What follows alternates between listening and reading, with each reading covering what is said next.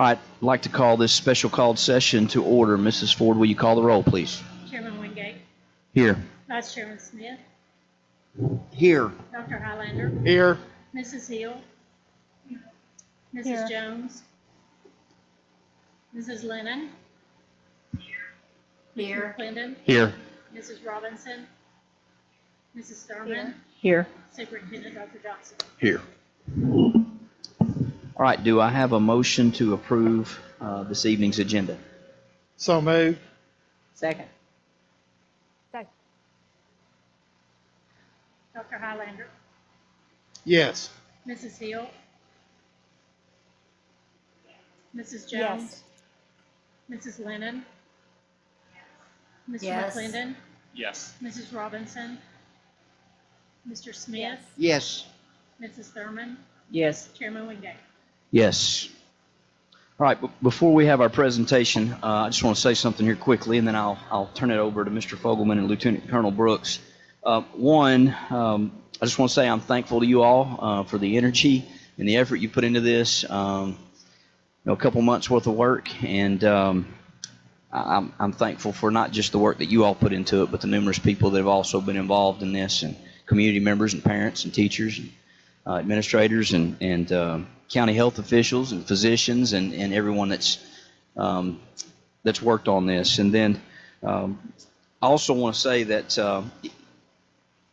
in these unprecedented times, I just want the community to know that we do take the safety of our students and our staff. That's the forefront of what we do here, and it's going to be the forefront, I think, of hopefully what we're going to see here today. And also, I anticipate this plan that's going to provide a framework and a foundation for the operation of schools as we begin the 2021 school year. And I just want to reiterate, I know we all know this, but we are we've been experiencing this for a while, but we're in an environment that is fluid, it's uncertain. And we also know that what happens at state level and local level, decisions that are made there dictate many things when it comes to decisions that we're going to have to make. And so, again, I'm thankful for the work you've put in. I'm thankful that we have something here to talk about, because as I have talked to many of my peers in other places in the area and surrounding counties, they're not nearly as far along as we are, and there are a lot of folks who are uncertain as to how school is going to start in some other areas. And so, with that, I'd like to turn it over to you all. Go ahead with this presentation.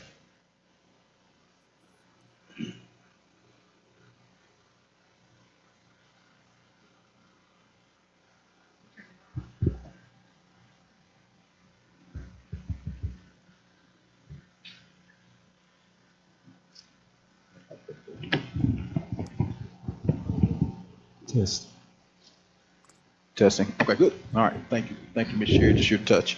I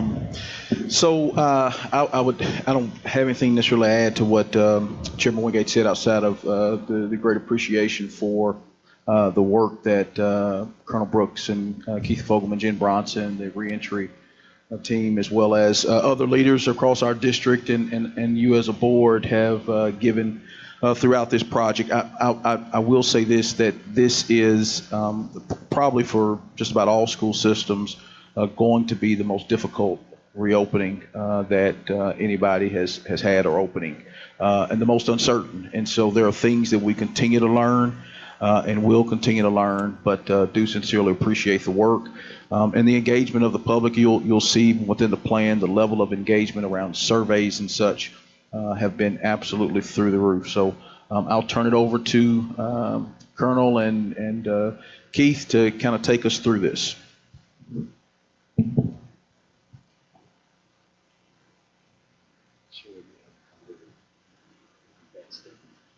Right. Well, good evening, Chairman Wingate, members of the board, Dr. Johnson. Thank you again for this opportunity for Keith Fogelman and I to present this presentation on the school reopening for August 2020. As members of the board, I think either individually or as a group, we've had the opportunity to speak with you on more than one occasion. Well, we welcome this opportunity as well, and thank you for your time. Slide, please.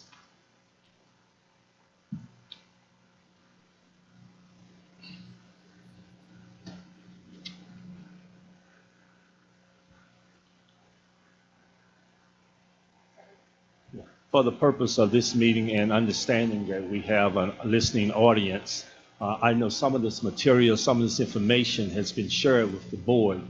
So you may find some of these slides redundant, repetitively. But as a member of the board, you've already familiar with our guiding principles. So I like to show them since we have our audience streaming in as well. So as we continue to move forward and work towards, through these difficult times, our guiding principles are what kept us on track. Minimizing our risk to the public was always extremely at the front of what we were trying to get at, opening schools in a safe manner, impacting student learning. We recognized very quickly, particularly after we finished the third quarter and went into the fourth quarter on remote training, that a lot of lessons learned what took place, and one of them was how important school is to our community. And then lastly, we knew that this was not going to be an easy plan. We knew this was not going to be an easy transition into reopening our schools, and recognized that we needed to optimize our operational readiness and to make sure that we were both operational and logistically ready to begin the school year in August. So having established the basis of the guiding principles, I think it's important to assess the COVID-19 with statistics and data. And I have asked Dr. Woods to help me from the Children's Hospital.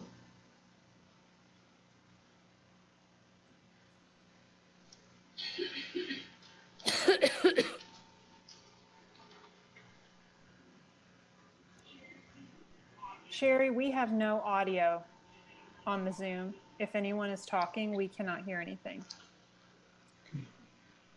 Jenny, can you hear me? I can hear you. I think it's because she muted herself because of the background noise, but it now makes it to where we can't hear the presenter. I just texted her. Okay, Can y'all hear me? I can hear you, yeah. Yeah, I can't hear. I thought it was my Zoom, but All right, hang on. We're working. Sherry, you're gonna need to go back. You're gonna have to do it again. I sent her I'll You wait did? for her to respond. I sent her a text message. Okay. And then you could hear through mine, and then when we're ready to ask questions. Okay, so when we moved to this slide with the COVID data, we did not hear anything. Can you go back and do that?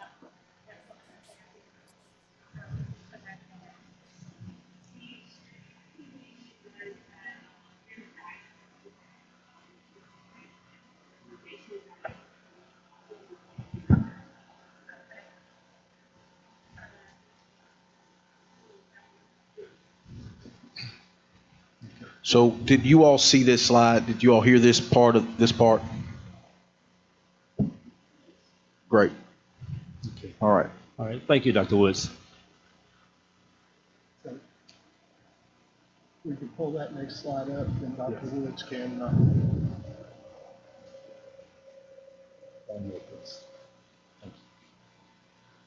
Yes. Okay, Dr. Woods. All right, Dr. Woods.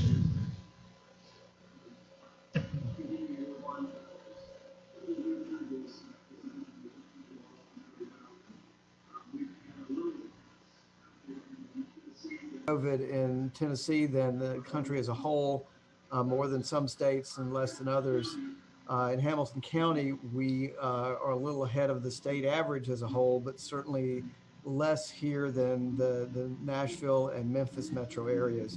But it is here, and we do think it will continue to go up a bit. We hope we can get a handle on this in the not too distant future. But just to say, we are not that different from any place else overall.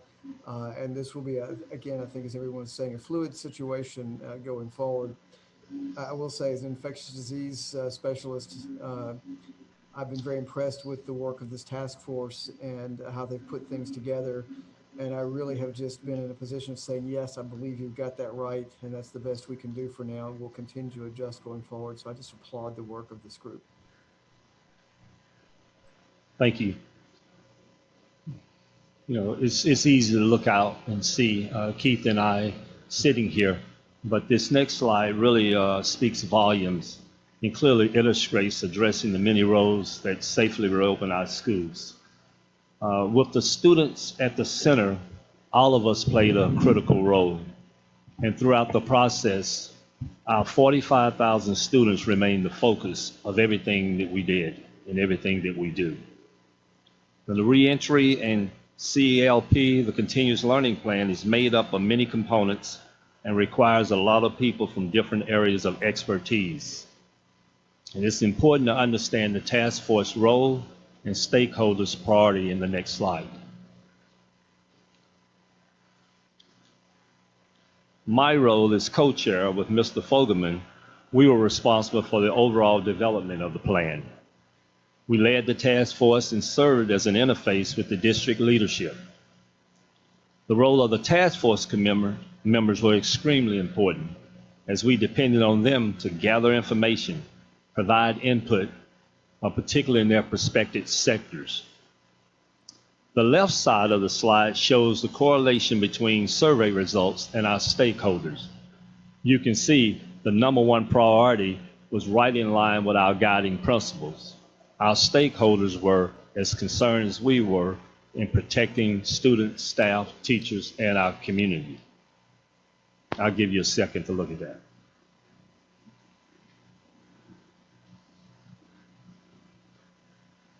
On the next slide, it shows a list of committee members of the task force. Again, I just wanted the board to recognize that this was a team effort and it involved a lot of people. The committee was made up of parents from learning communities, principals and teachers at the elementary, middle, and high school level. We had representation from our students, the Hamilton County Education Association rep, district leadership, medical doctors and healthcare professionals, business and community leaders, and we thank the board for your contribution as we've met with you several times and appreciate your guidance and your input. On this slide, the members that are highlighted or in bold will be part of this evening's presentation. Next, I'd like to recap our timeline. As you can tell by the timeline, task force and its committee members have been hard at work producing this plan. And I can't tell you enough just how many people at every level have contributed to this effort. As you have been provided a copy of the plan in advance, I've received a lot of calls, you can imagine. I've received a lot of email, a lot of messages, and everyone is asking me about specifics, the details, the small important things. So what I wanted to do is, in this next slide, is to talk about what the plan actually is. So the plan is a framework, as Chairman Wingate said at the beginning of this meeting. There's a framework to guide our implementation plans and the CLP for Hamilton County Schools. What the plan is not, it's not a how-to document. And more specifically, it's not set in stone. We are continuing to learn more and more and to adjust and adapt to make sure that when we reopen schools that we do it in the safest manner possible. I'll be followed by Jennifer Brunson, who will cover survey results.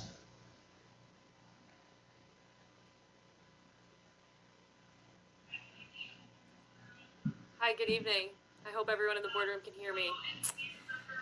So as you may remember, we administered a survey early in June, and we've now followed that up with a second version of this survey, which I'm calling Survey 2.0. This survey opened for responses midday last Friday and will close this evening. We sent it out to all of our stakeholder groups by text, email. It's available on our website. And for the second survey, we also doubled down on our engagement initiatives around our Spanish-speaking families. So we went out to food sites, the food distribution sites, on Tuesday and Thursday to administer the surveys there. As you can see here, the survey was really designed to do these three things. So the family learning, or the options for learning for the fall, and the draft reentry plan in front of our respondents, and really asked for them to react to it. This survey, relative to the first one, was far more information heavy. So again, the three big things that we were asking them to react to were the phases and the gating criteria, the different learning options, and the draft plan. Next slide, please. So the first survey, we got around 25,000 responses, which we felt like was very significant. And the second survey followed along those same lines. As of this moment, we have 20,677 responses to this survey. The demographic of the participants broke down almost identical to the first survey, so predominantly parents, but we did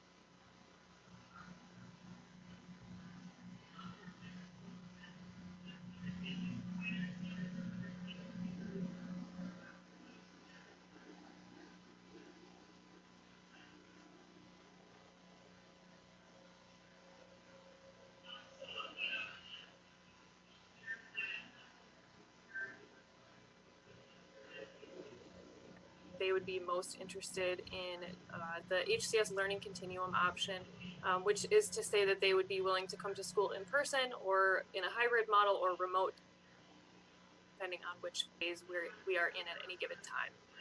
And around a third of our respondents said that they would be most interested in that HCS at home option. And then you can see in the corner there that we asked by what date would you need, would you be able to give us a final determination?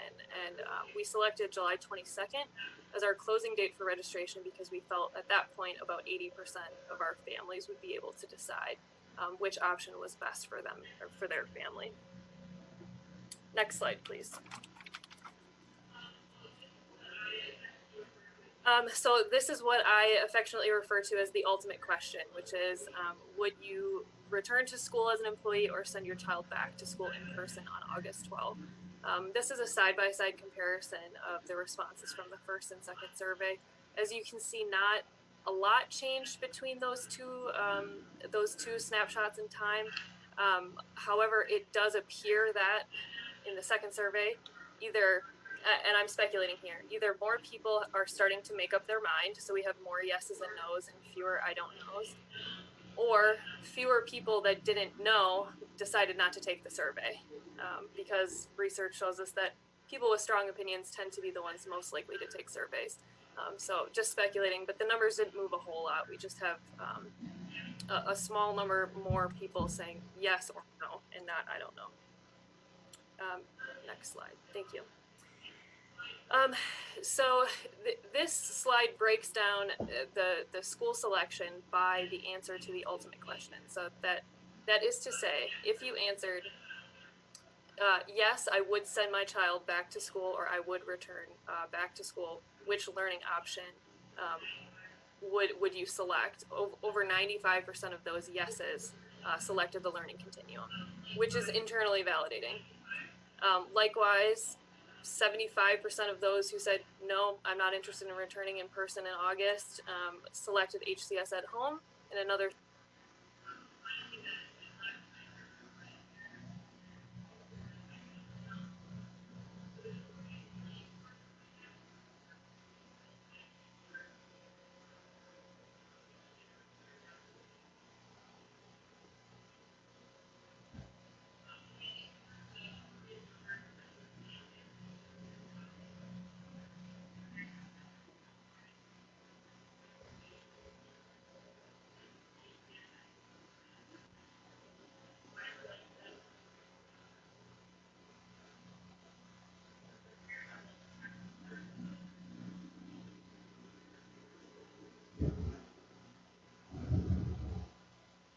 Good evening. So first of all, let me just really take another moment to thank the members of the task force.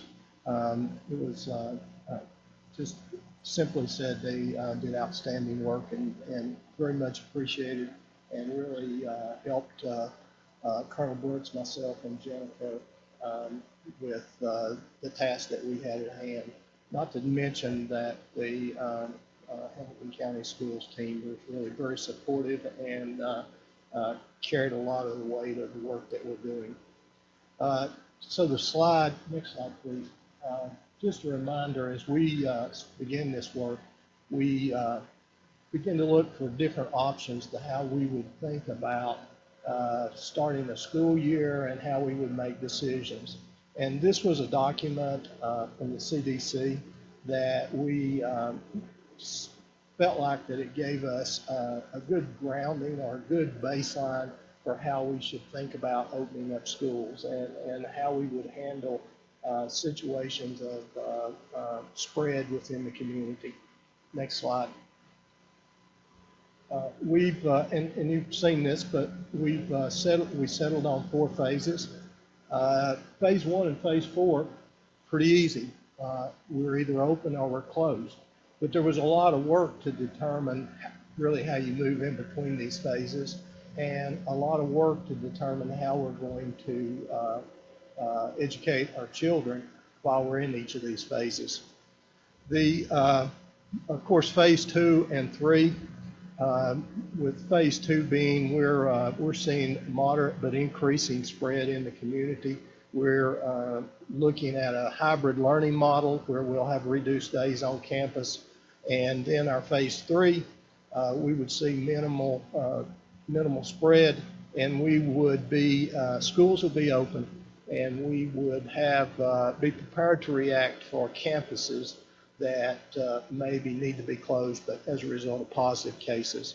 And we would move to a hybrid learning model then. We'll talk more about the phases and the learning models within each of these shortly. Next slide, please. A little more detail about the phases, but really, as I mentioned, phase 1, we've had a lot of experience with that during the last quarter of the school year, and a lot of lessons learned, as Colonel Brooks said earlier, and those are lessons that we're going to be able not only to apply if we get into phase 1 again, but they're lessons that we've actually been able to apply in our other phases. We moved to phase 2, we're in an on-campus reduced on-campus hours for all of our schools. We would be in a 2-day-a-week face-to-face instruction schedule and have our students working remotely the other 3 remaining days. Now, this would be, we'd actually have students in the school 4 days a week, a Monday and a Tuesday, and then a Thursday and a Friday. And during that Wednesday, we would be in remote learning, and we would be able to come into the school and disinfect and really prepare it for the next group of students coming in on Thursday. Next slide. Phase 3, we're open, but again, we're addressing short-term closures. We anticipate those closures would be anywhere from 48 to 72 hours. We would obviously, if we have identified a positive, we'll take 24 hours before we actually would go in and clean the classroom or the area that the positive test had been in, and then take a measured approach of being able to be ensure that we can return to school in a safe manner. And of course, phase 4, we're open. And but one of the things I want to emphasize, even though we're open, this is until we see this COVID-19 behind us, this would be a place where we would be monitoring and being sure and just really staying in touch with the health department so that we're really always, whichever phase we're in, always trying to look around the corner and see what the future might look like for us. Next slide, please. One of the initial, I think I said this in one of maybe our board briefing that we did back in May, is one of the things that we felt like we needed to do to be successful with this was to provide a kind of a risk-based decision-making approach, so that as we moved between phases, we had an approach that that we felt would be safe, that would protect our students and our employees, and even extend out to our families and the community. We looked, researched. We also we were able to see some other school districts approach on this, and what we settled on was really kind of a gating criteria. And at least two counties in Tennessee, Williamson and Sumner County, are using a similar approach. But we think we've taken it to added some additional considerations that we think are important. Now I'm going to walk you through an example of what it would look like if we were, and I'll focus primarily on phase 2 and phase 3. So and there was as Jennifer mentioned, there was a little confusion about what a transition means. And really what I see that as a band, a decision-making band. It's an opportunity for us to analyze what's going on in the county, not just what's going on from the number of active cases. So the number of active cases, that's reported daily on the health department website. And we can pull that information readily and look at it in every afternoon. So if we were in phase 3, we would be somewhere between approximately 400 active cases to almost 1,500 active cases. And as we approach that 1,500 active cases, we'd start to look at what's going on from the average number of daily cases in Hamilton County. What does hospitalizations look like? How many patients do we have in ICU? As we're in school, we would be looking at our teacher absences, our student absences, and really trying to understand what's going on there. If we look at yesterday, well, we can look at today's numbers. We had 1,139 active cases. That's up over the last 3 days actually. And we also are seeing a trend increasing in average number of positive cases on average for the week. We're seeing our hospitalizations for the week is stable. Our patients in ICU is stable for the week. So those would be other factors as we were approaching the 1,500 that we would be looking at. During that transition, as we approached the 1,500, and frankly, if we got to the point where our hospitalizations or ICU patients was reaching a number that the health department and our hospitals were concerned about, then we could go ahead and transition into phase 2. And maybe if the situation is even bad enough, we would think about transition to phase 1. So while we use active cases as our base base decision maker, we also are factoring in a lot of other situations like the daily number of positive cases. And our active cases, you see the percent on the left hand of our graphic there. That's really just the total the active cases as a percent of total residents in Hamilton County.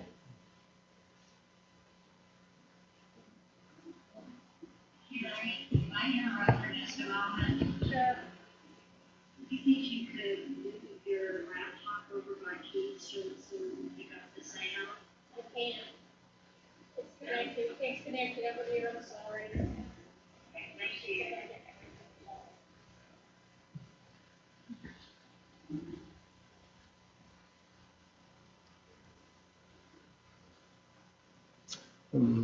Okay. Could I say something to Keith while she's doing this? Yes. Yeah. I'll tell you, I thank you very much for looking at hospitalizations and maybe the deaths, because I am very happy, and I went to Brainerd High School personally to get tested to make sure, and I thank the health department for doing that. And we're going to see more cases with a positive, more testing. That's fine. I was at Central High School and Oldwell High School Saturday, and there was an active case at one of them, so I went. But I talked to the gentleman there, and he said there were about 600 to 800 each day that are being tested at that site. So we're going to see more positive. But thank you very much for looking at the ones that are actively, that are in the hospital and that are in ICU. I think that may be a real important determinant, maybe even more than just the number of active cases. But thank you for looking at those. Well,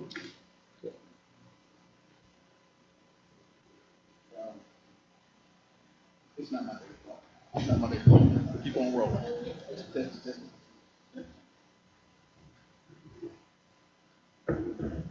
Just what you do, Sherry. Just one thing to note that this is a framework. So we've used this example before, and it has to deal with the overall cases, and I'll go back to it. There could come a time where, let's just say in our school system, we're dealing with students or teachers, or it could be anybody, any employee in our district. We could have 35, so to speak, cases in our district. And it could be at 35 different campuses, which means you have to, you close it down 35 individual schools. And at some point you reach a critical mass where you say, okay, we need to pause and let's go to phase 1 and for 24, 48, 72 hours and then come back. So again, it is a framework, and it will, a lot of it will be dependent upon, how controlled any spread is throughout our school system, in addition to what's happening in the broad community.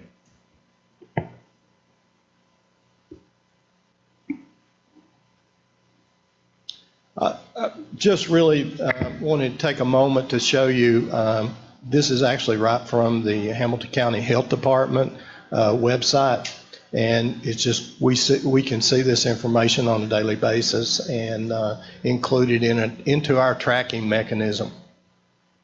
Next slide. This is just a little more information to kind of show you how we could trend this information about the things we would be monitoring. And as I said earlier, if we were actually planning to be in school yesterday, this is yesterday's information, our rate was 0.29%. We'd be moving and be thinking about moving into a transition and possible moving into phase 2 at 0.04 to 0.05%. Did I say that right? No, I didn't. At 0.4 to 0.5. I put a 0 in. So again, we were at 0.29% with 1,078 active cases yesterday. Some of the trends we look at, of course, we'd had a 2-day increase. Now it's a 3-day increase as a result of yesterday with 176 active cases. We've had a 3-week decreasing trend in number of positive, but we're trending up this week. We had a 1-week decreasing trend in hospitalization. We're trending up this week. And then a 2-week decreasing trend in ICU patients, but we're also trending up this week. Even though it's stable the last 2 days, we're trending up from what we've seen the previous weeks. Next slide, please. So our next, within the plan itself, we have, I guess you'd say, sub-plans. And as a result of our task force, one of the things we did is we asked them to really look at some of the details in each of these plans and give us feedback and really recommendations on what they would see as we would move forward. So we have a member, we have actually several members of our task force who worked in these individual subcommittees that are going to provide us some feedback on each of the plans. The first person that's going to help us out with this is Ashley Cox. She is an English teacher at Howard High, and she was on our academic plan subcommittee. So Ashley, I'm going to turn this over to you.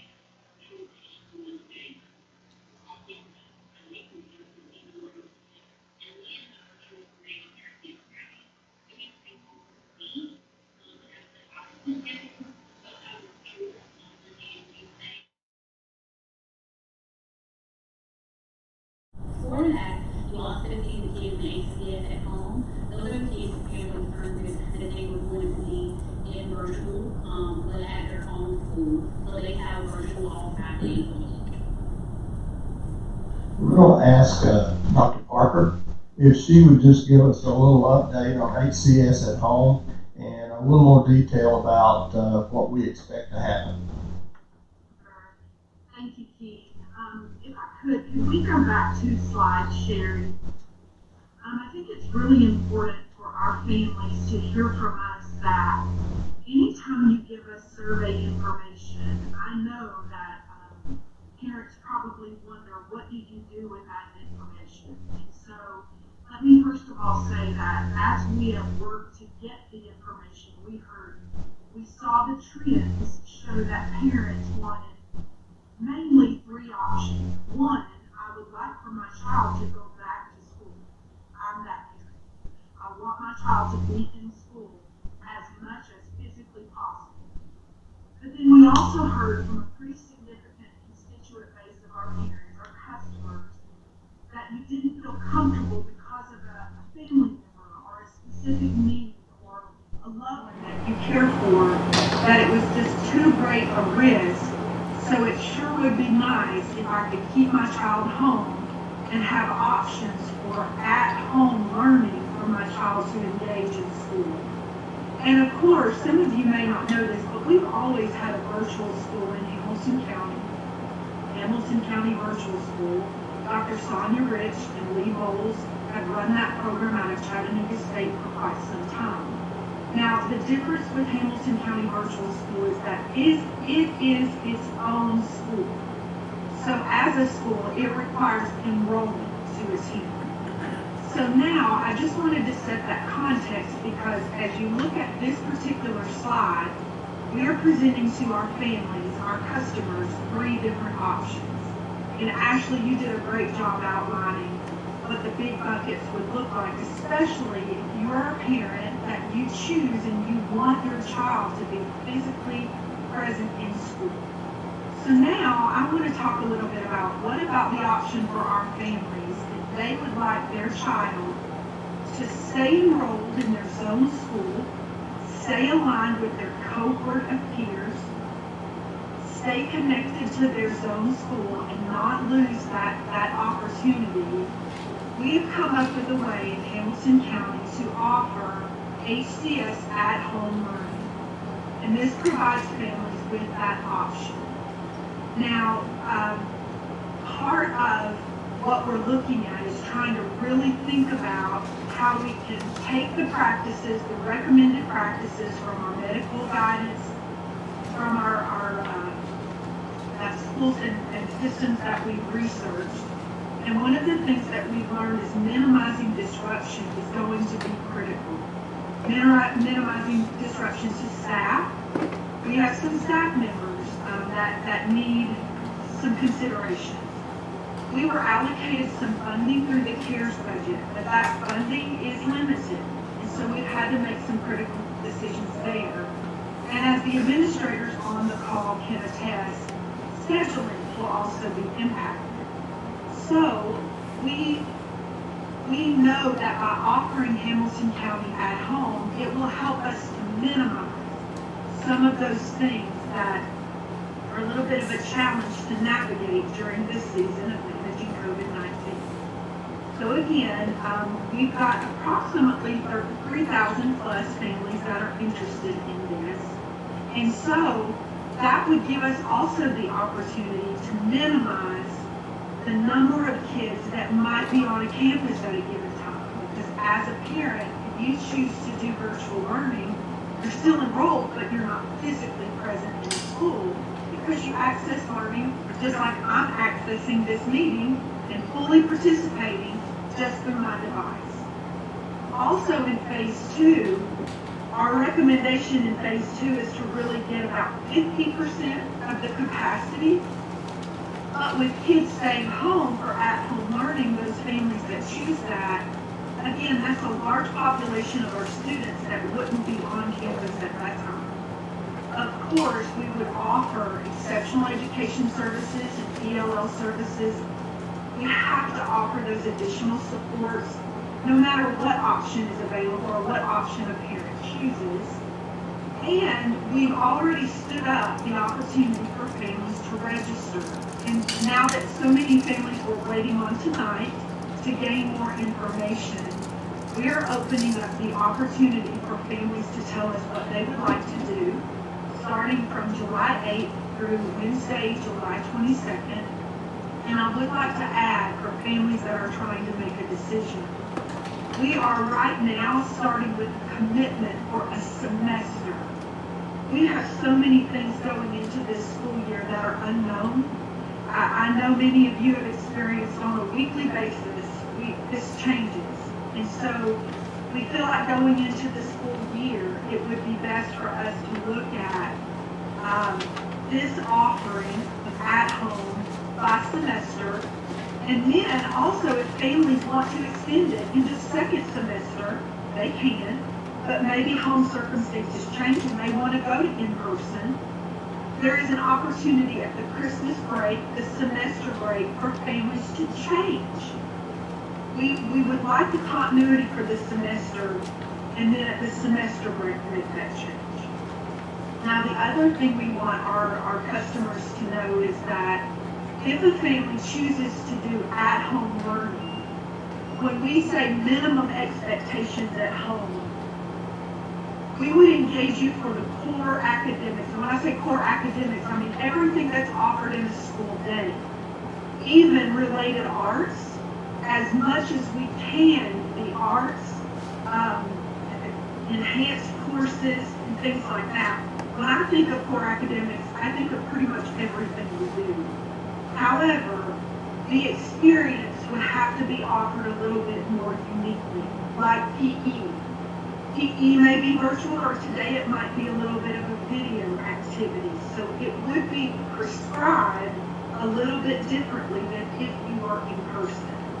So I do want to just make that clear, that if a parent were to choose at home, a few of our course offerings would have to be modified to fit the at-home need. Thank you. So the next subcommittee we had was whole child support plan. Sarah Berstecki is going to brief this section for us. She's a Missionary Ridge parent, has children at East Side Elementary, and really helped us out a lot with this plan. So Sarah, turn it over to you. Yeah, so this is the whole child. Go to the next slide.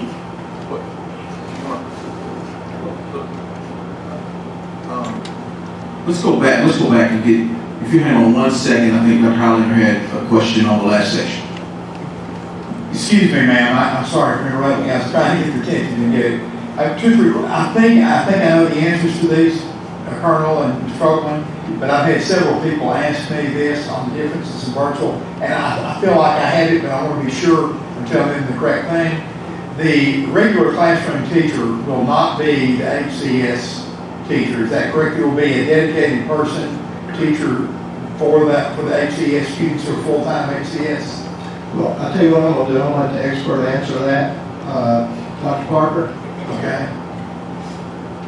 Dr. Hollander, I know that you've worked in schoolwork, and I don't want to make this complicated, but our schools are staffed according to student enrollment. Well aware. And so out of a grade level, let's say there's 100 students in a grade level, and 25 of those students chose to do at home.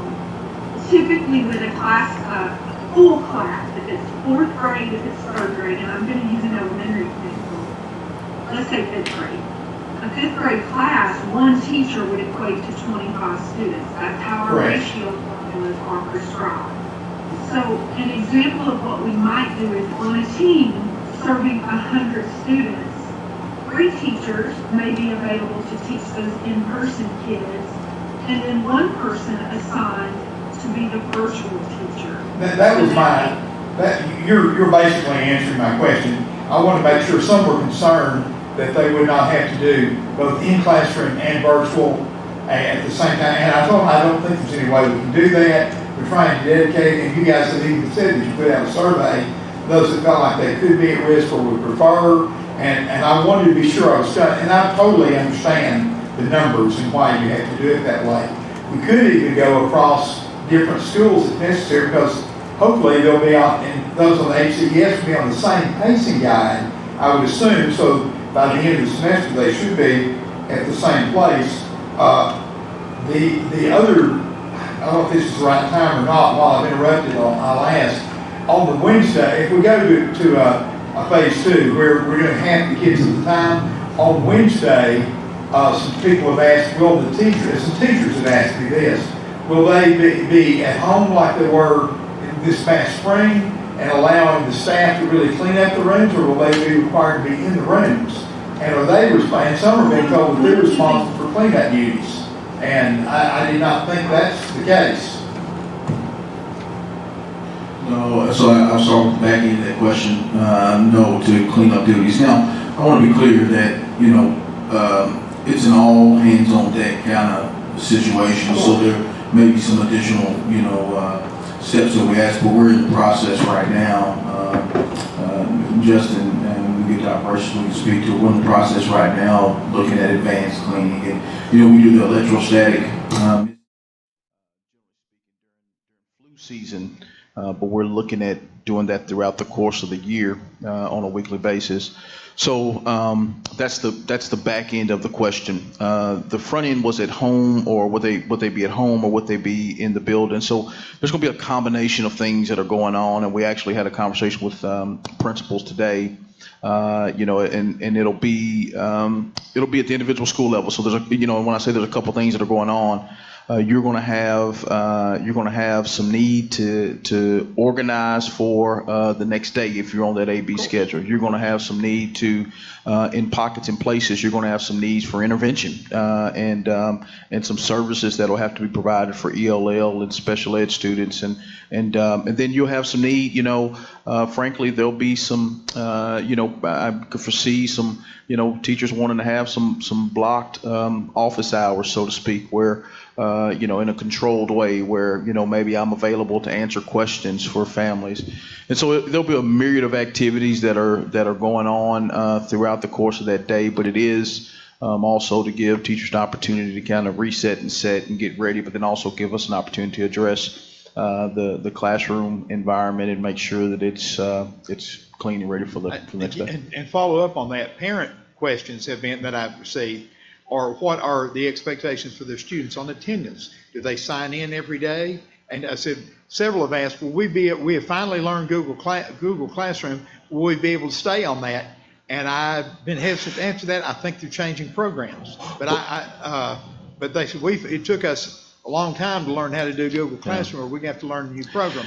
And is my child going to be counted for their attendance on day by the classroom?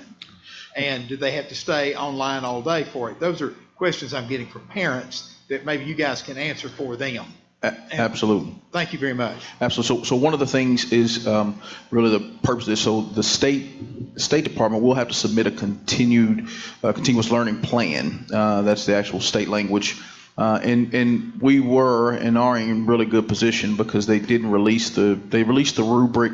So I think it was a couple of weeks ago. I can't even remember at this point because with COVID, every day runs together. But I remember mentioning to you all that the state board was going to give rules and guidelines. They did that. Then when they did that, then the State Department had to act and develop basically a rubric and as well as a template based on the state board's rules. So they did that.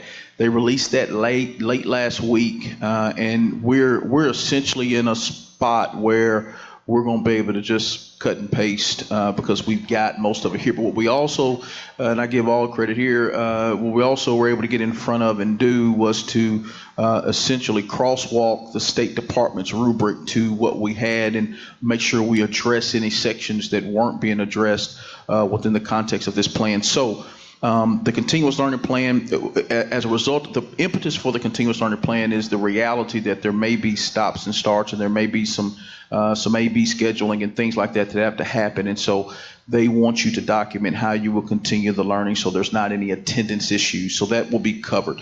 The part B to that in regards to Google Classroom and all of our resources will be readily available. One of the biggest areas of feedback we heard from parents was that one of the areas, and we heard this from teachers as well, and I was probably guilty in my household as well. But students and families not knowing passwords and usernames and passwords for all the different sites, and teachers spent the first couple weeks almost just half their emails were like how to answer the username and password for the 4 or 5 different programs that we're using.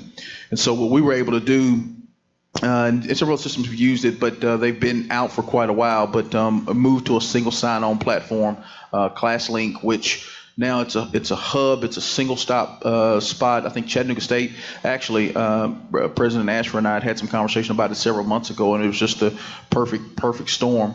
But it'll be a single sign-on, one password, one username. You'll be able to access all of your resources. And Google Classroom is one of the resources that are there. And from a learning management system standpoint, and I won't get into the necessarily the nuances of this, but we've kind of narrowed down the learning management system focus just so that we can train intensely on it. But Google is in the suite, the whole Google suite is a part of the resources that are at the fingertip of the teacher. So that'll be one of the icons, so to speak, that's up and available on ClassLink for usage. Yeah. May I ask a question? Okay, 180 days. If we, heaven forbid, have to go back to phase 2, and there's 2 days and 2 days, what about that Wednesday? Is that counted as a day in school? What are we going to have to do about that? And also, as far as teachers, there are 210 days, isn't it? 210 for the teachers. How will that work with them? Yeah. In the in the state, in the state board, when the state board approved the continuous learning plan, their rules and guidelines basically said that every district had to come up with a continuous learning plan so that the 180-day issue doesn't become an issue. And so that Wednesday, and this, I want to put this point of clarity out there, that Wednesday isn't a day off for students or teachers. There'll be a remote component or something that'll be expected. It's not a day off. And so, but you document kind of what you're doing. If I'm on an A, I document what I'm doing on that Wednesday, Thursday, Friday. If I'm a B, I'm documenting what I'm doing that Monday, Tuesday, and Wednesday. And it's a part of the plan. You have to submit schedules and such. So it's, I won't say forgiven, but you're working the 180, your students are in school 180 days and teachers are 210. So it's still considered a day? Absolutely. Okay, so we're not going to have to go longer. That's correct. Okay. Yeah. Dr. Johnson, does regardless of what option our parents may choose, does that affect our state funding? No. So it doesn't matter what option they choose. Once they choose one of the options to be Hamilton County school student, they're a student and they're a part of our average daily membership. Just as if they were coming to school every day. Just as if they were in the classroom, because it's statewide. Like, it's the thing about this is, every school system has the same challenge that we're having. We're positioned really well because of the work of so many on the team, and Keith and Colonel and Jen and even our leadership team and our principals. I won't tell you, and I won't get in this, I'm getting way ahead of myself, but we've had to pull principals in time and time again, and they've given of their time and their ideas and their thoughts as we've tried to think through this collaboratively. Same with teachers. And so, again, much more work to do. But if you're in either of the options, you are a Hamilton County student, and so you count as a part of our average daily membership.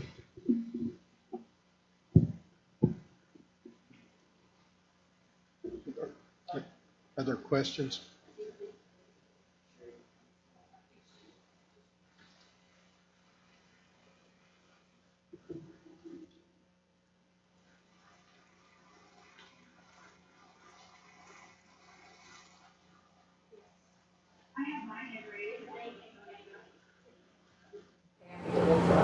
Go ahead, Tiffany, and then Kathy, you can follow her. Thank you. I definitely know how important HCS at home is, and I know that whenever we were wrapping up the school year, there were a lot of comments from parents to me about, maybe what could have gone better on the virtual learning side, or, even the comments of what went well. And so I just wanted to say thank you to the team that put together the academic plan that really focused in on how to make sure that our children are learning virtually, that we choose that option, and how we incorporate accountability and making sure that our students are certainly learning with this option. So kudos to the committee that worked on that. I have a couple questions regarding this topic. So I wanted to ask Dr. Parker, I know that we're starting out with the semester option for HCS at home. I was just curious why we chose semester versus quarter, and if you envision at all being able to choose quarter option versus semester. I've had a couple parents ask about that, so I just wanted to get an answer on that.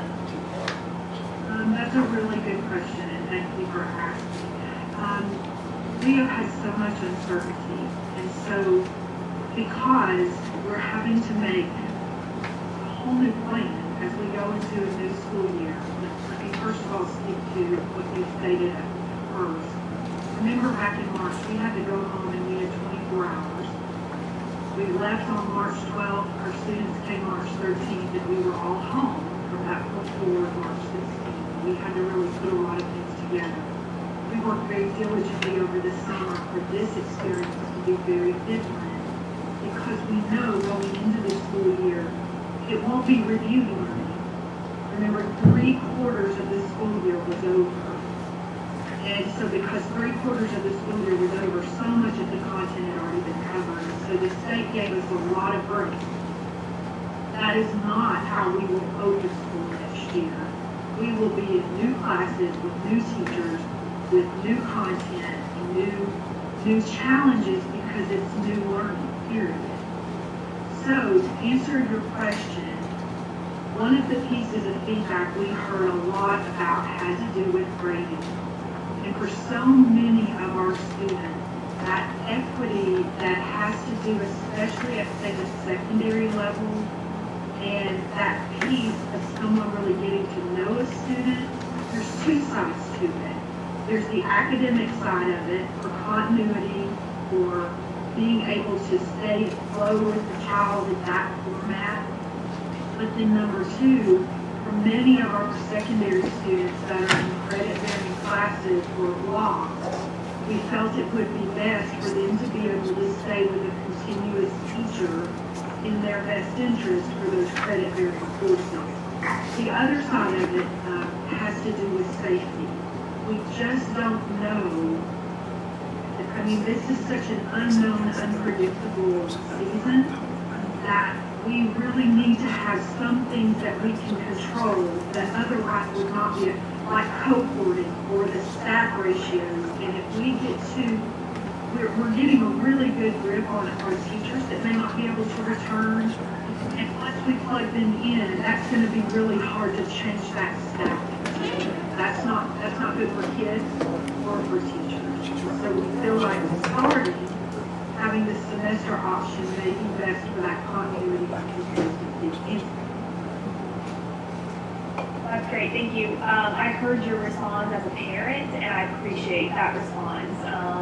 Continuity and consistency right now is just so imperative right now for our students. So that makes sense, and I will definitely make sure that when parents ask that information, I will relay that. So my last question is on the survey. It says that 32% of families plan to choose HCS at home, and I was just curious, do we know an idea of grade range for that? I'm curious to know, are we seeing a majority of older students choose this option, or are we actually seeing a high number of elementary school students choose option 2? Because I'm certainly interested to see how this plays out with elementary, middle, and high school, the difference in between. And maybe Jennifer can answer that question actually. Yep, I am speaking from memory. I'm going to look it up specifically, but I think it was relatively evenly distributed across the grade bands. But let me just take a closer look, and can I get back to you in a minute or two? Yeah, thank you so much. And I'll weigh in just a little bit here, Jennifer, because I've been deeply in that survey too. I think it's actually more regional than it is grade band, right? We see certain schools and feeder patterns where people are more interested in the at-home than we see it being that it's more elementary or secondary. We had a few comments where parents were saying they would make different decisions for children that they had in elementary versus secondary, but I would say the variation is more closely correlated with the feeder pattern and geographic area of Hamilton County, right, than it is with elementary versus middle high. Okay, that's really interesting. I know you probably can't pull it right now, but I would like to see what the how it ended up kind of clumping together as far as feeder pattern and zip codes if you have that information. I mean, I can probably take a guess as to what the data probably looks like, but I'd actually like to know if my guess is right, because I actually think that could be a valid talking point for then what we should expect when it comes to certain schools returning possibly at full doors, and how those feeder patterns might be impacted just, if there is a COVID outbreak. So I don't know, just now like another data point to think about, but if it's possible to see that information, I'd like to see it at some point. Yeah, we can certainly do that, and we'll send you a breakdown for just your, we gave you all, as school board members, there is an electronic copy, I don't know, Sherry pushed out the email where you can see kind of the high level data by your board district, but behind that we actually have by your board district, you can see what the schools within your district, what that distribution was. And I will say that we're gonna pretty quickly open up the actual sign up process. It'll be interesting to see that once people actually have to make that commitment, whether it was just something they were thinking about and they kind of changed their mind when we said you have to actually sign up and make the commitment for the full semester to be at home.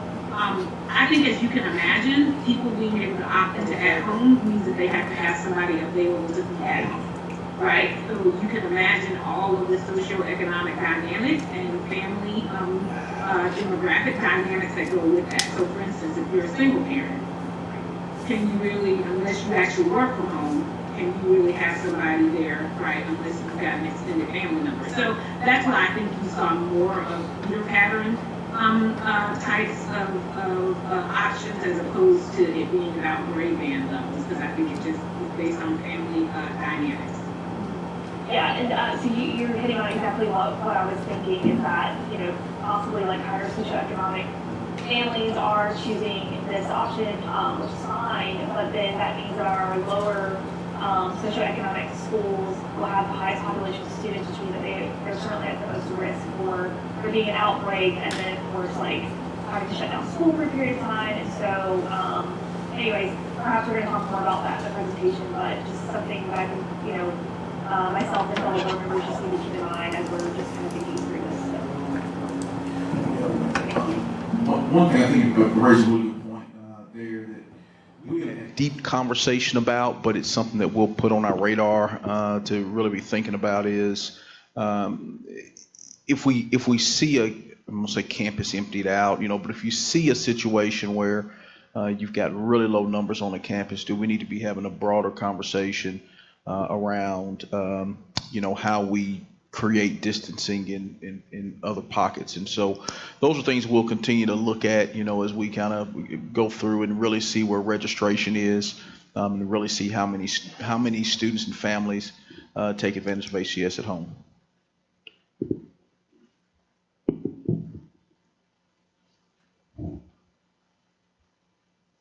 Were there more questions?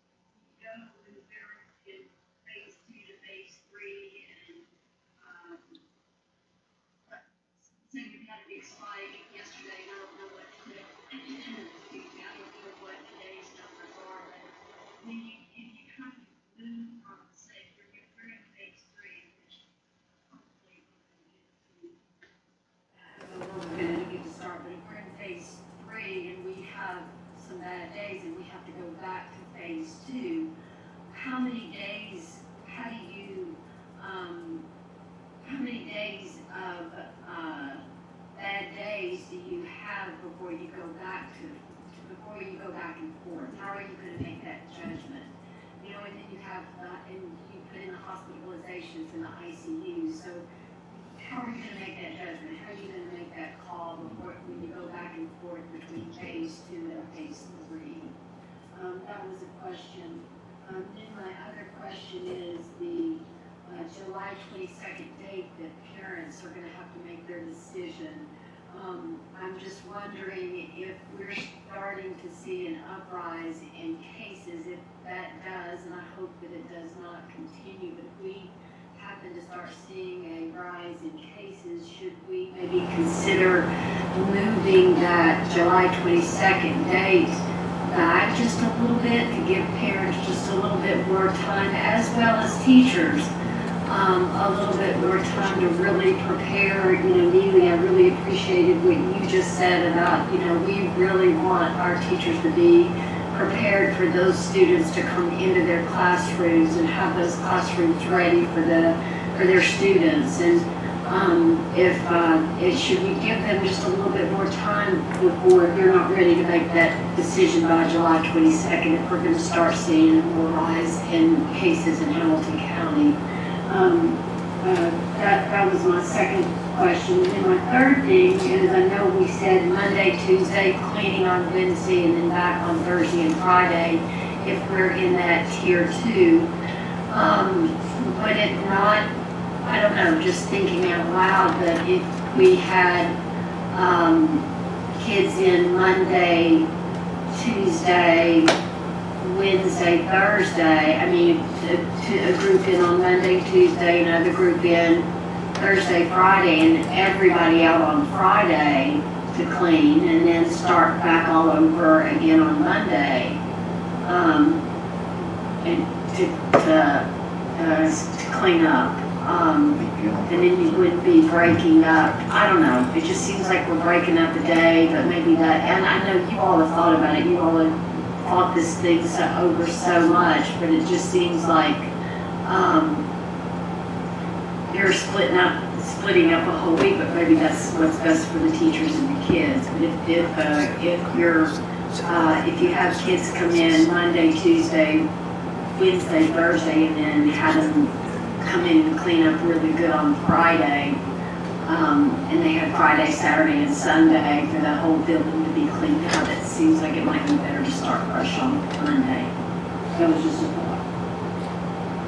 Well, if I may, Kathy, address that very last statement. You asked a lot, but I want to just answer that last part. We actually started, as we rolled out the plan for the 50-50 school week, the A-B groups, with the day on Friday. And as we vetted that through our workforce, they asked for us to change it to Wednesday. The other reason that we modified it, we have the A and the B group. Remember, one of the key practices for safe return is to keep your groups cohorted or small.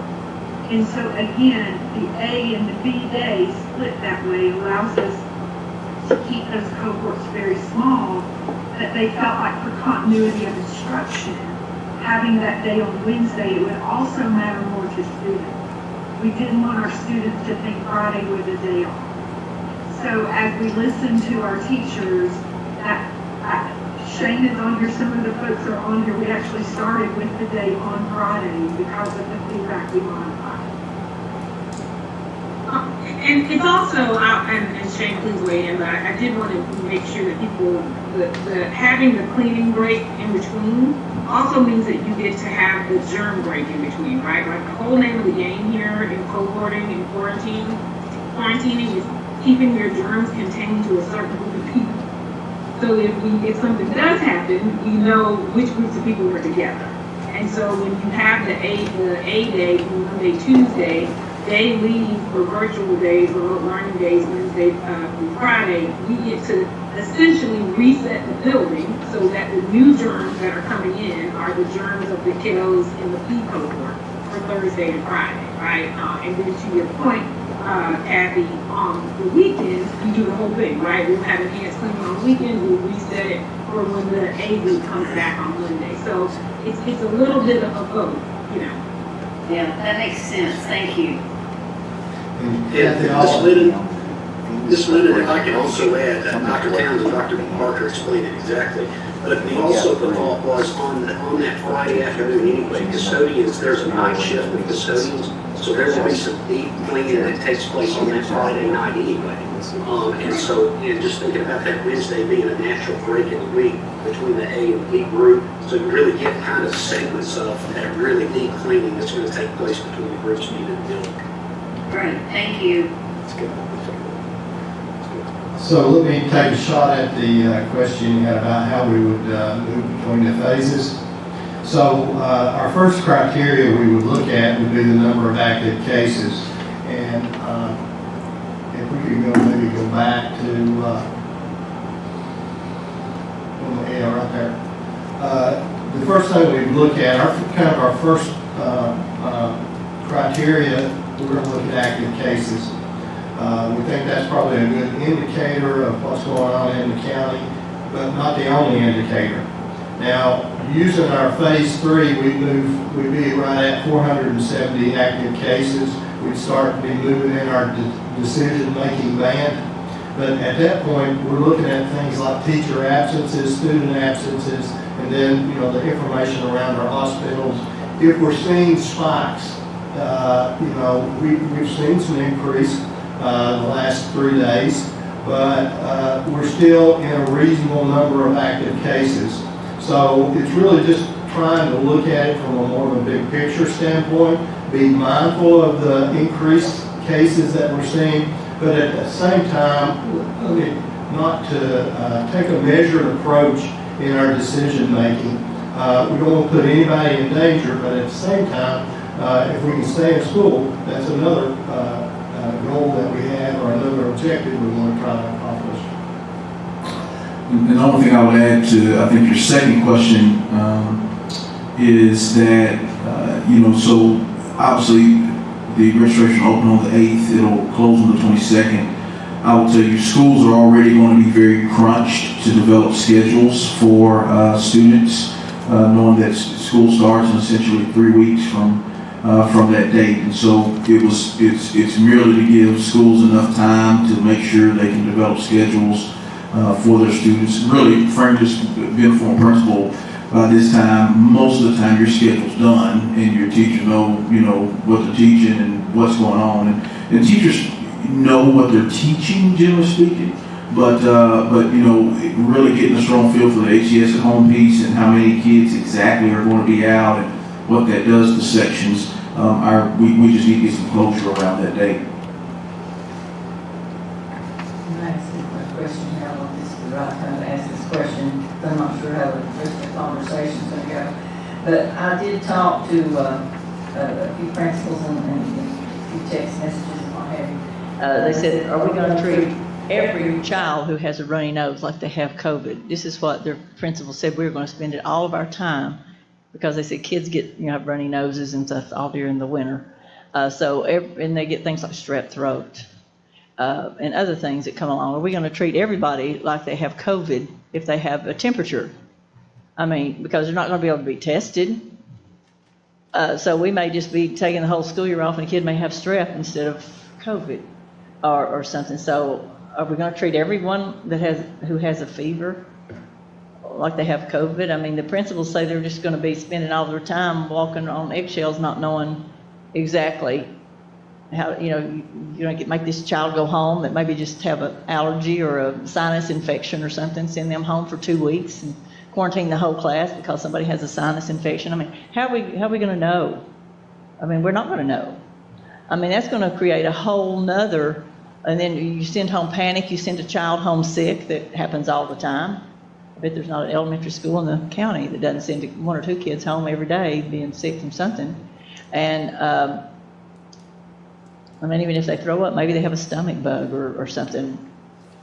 How are we going to handle that? I mean, everything else didn't go away because we have COVID. And kids have had runny noses forever. That's why every teacher in America, ever since I was in elementary school, has Kleenex sitting on her desk to go wipe a nose. And I can just see absolute chaos in some instances. Well, yeah, I'll take a general stab at it. You know, and I'll put back on the principal hat. I wasn't an elementary principal, but as a chief academic officer, I was in elementary schools and have seen firsthand the nurse very busy in the elementary school pre-COVID and throughout. So you know, we have to have an abundance of caution as we've talked to school leaders. You know, a couple times a week. We know this is going to be a very interesting year. I think, you know, all we can go off of is the data and the science and, you know, the symptoms that are there. And so you have to try to make a best decision based on the symptoms. I know we've had some conversation about the potential of working with and through the health department to maybe continue the establishment of some sites and other places and spaces we can use where we can encourage parents. You know, if your child has symptoms, let's just double check to be safe. But, you know, we just got to navigate this very real challenge, you know, and you know, and work together on it, you know. And so that's what this year is going to be. This, you know, at least this semester, until there's a vaccine. We don't know what we don't know. And I would defer to Dr. Adams in regards to symptoms and such that, we'd be looking at. But, I would like to also think that, as we continue to work through this and, have this nailed down and work through the HCS at home and get students back in, there's going to be a cadence to, our days, and what we do. And so, there will, and I want to say this not to create shock, I want to be frank, there will be COVID cases on campuses, whether it's a student, whether it's a teacher, whether it's a staff member, and then our job will be to make sure that we do, our due diligence and communicate to the public. There was a confirmed case, we're working with them through the health department, let them do their contact tracing, mitigate as much as we can, and let's get that school back up, and let's get students, in a safe environment as much as we can, learning as much as possible. So, I don't have a silver bullet answer to that question. It's just a real challenging year. Like I say, I'm just trying to be honest about it. Absolutely. There are going to be, and we also have a vaccine for flu, and we still have people have flu every year. So a vaccine's not going to be an end all be all either. I think we're just going to have to learn to navigate through this just like we do other illnesses. But like I say, that was just one thing the principal said, what are we supposed to do with these kids? Just send them home? Are we supposed to notify somebody? Are we supposed to clean the room? Is everybody going to get the day off? Is we going to send everybody home? There's a lot of questions about that the principals are really uneasy about that as well. Well, go ahead. I was just going to say, one of the things that we recognize that's a problem, that's an issue we're going to have to deal with. Now, what I will say, first of all, one of the things we're going to do is really encourage it, when you're sick, stay at home. Because we have staff members, we have students that come to school when they're sick. So that's going to be something we really try to communicate and encourage our parents and our staff when they're sick, stay at home. The second thing that we recognize that issue. So we're working with our school health, Cheryl Fletcher, our manager of school health, to think about just, okay, how do we want to address this problem? And just like Dr. Johnson said, I don't know that we've got the silver bullet answer right this minute, but we know it's an issue, and we've already started the conversation with Cheryl about how we can, we're going to have to think about how we treat this. First of all, in a common sense manner, but also in a manner that we're protecting our students and staff. So you're going to have to balance it out as we go through this. Yeah, well, I'm 63 years old, and for 63 years old, I've had a runny nose. I just have allergies to lots of things. And so I'm not sick, but a lot of kids are like that. My grandchildren have lots of allergies, but I'm just saying, we just can't treat everybody like, I agree with you. like they have COVID just because they have a runny nose. So I just think we just need to be real careful about that, because that's just going to make kids just hate to go to school, which is going to be another problem, and just things we need to think about. I've got a quick follow-up on that real quick.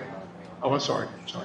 Well, Mr. Chairman, I'm just going to suggest, great questions, great conversation, but somehow I think we got off track. We were hearing from these subcommittees, and I think we heard from a couple of them, and then some questions. And so again, great question, great conversation.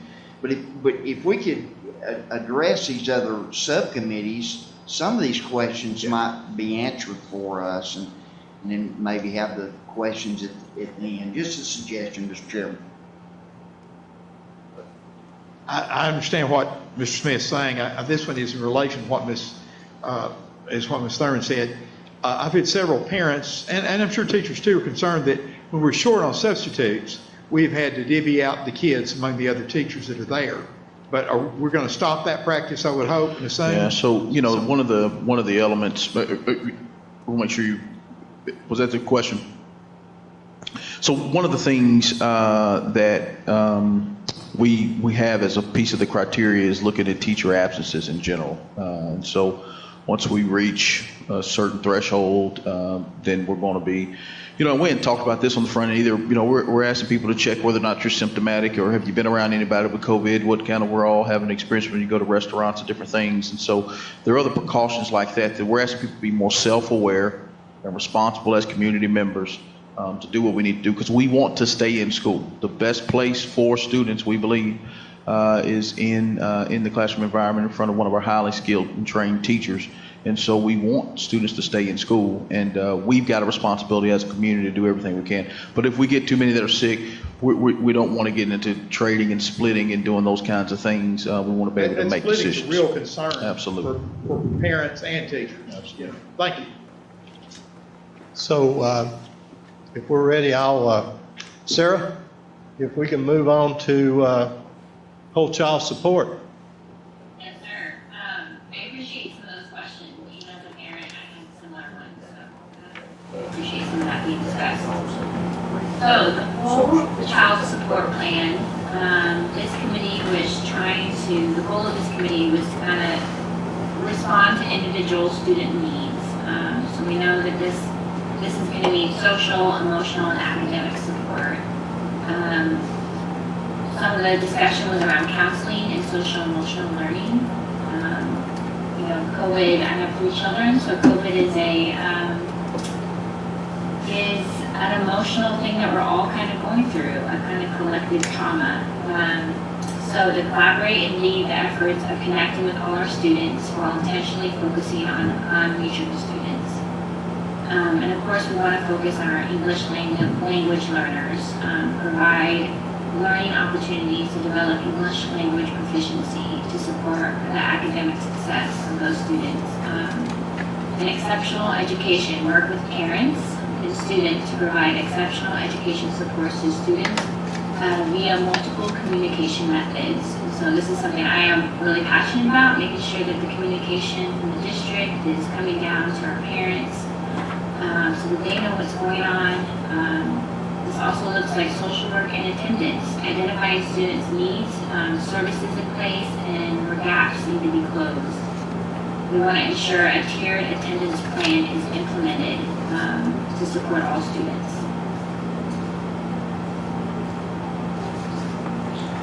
Thank you, Sarah. Any questions?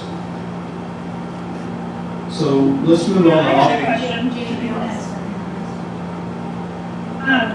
So with regard to supporting families in this time, something that I've heard from parents is how it's not, for every family, it's not necessarily an easy decision whether they're going to choose HCS at home or the learning continuum.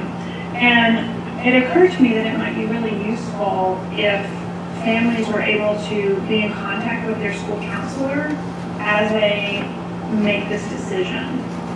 Not everybody's going to need that, but certainly we have some families that have gone through really difficult times. Is that something that would be possible for a family that has been enrolled in a school to then get connected with a social worker to talk through what options going to be best for their family and coping strategies that they might be able to employ to make that strategy work for them, even if it's not the just right fit, but it's the just good enough for now fit? Sure, Jenny. We can have that option. You started and you talked about the social, you said a counselor. Yeah, and then I said social worker, so whichever would be better. Right, yeah, so we have our hotline open and working this summer, so they can call into our hotline, as well as we do have counselors that will be assisting us this summer in our REACH program, and so they would be available to help that way as well. So that is something that we can actually add. We did not have that down, but it is something that our team had discussed about after we got those back, following up with people to see if they were actually prepared or understood and had everything in place. So we could talk about afterwards, but I hear what you're saying beforehand, and we can definitely put something in place. So if a family was struggling with discomfort at any of the choices, they could call the hotline and get some assistance thinking through, how to make an imperfect plan work a little bit better for their family, is what I'm hearing you say. Yes, that is correct, because our hotline is staffed by attendance specialists, and then the backup is a social worker, so that there could be some extra follow-up if needed by a social worker. Okay, thank you very much. I have a lot of concern, and I've had a lot of questions from special education, exceptional needs teachers about going back into the classrooms with their children, what it's going to look like, how they're going to navigate their children, and so what, and I'm sure that Garfield Adams, I'm sure that I think he's on the task force, but can you talk to me just a little bit about that, to how we can, what measures are being made for? I feel like there are some of our most vulnerable students, and I think that it's, even teaching, regularly, but I think that just getting them in and out of the building, I think that we really have to take to heart how we're going to work, meet the needs of our exceptional education children. They're most high risk, I would think, in most of our schools. So what have we had put in place for in the classrooms for these children? Yes, so we've considered a lot of options for them. One of the things that we're looking at is that Wednesday actually being a in-school day for our exceptional ed students, and as well as for our English language learners, that being an in-school day for them. We would look at their individual education plans, both students, and making sure that we're meeting their needs and tailoring that program that Wednesday for their needs so that they can get the services that they need on that day as well as throughout the other days. So we would have that extra day to provide all of those services. Now, with some of the fragile students who it's best that they're not in the building, then we will continue to offer our homebound services for those students that are at high risk. And that plan that Dr. Johnson referred to earlier, it really talks about that those most fragile students should be serviced homebound. And so we would develop a plan for them as well and continue to provide that. Great, thank you, Marsha.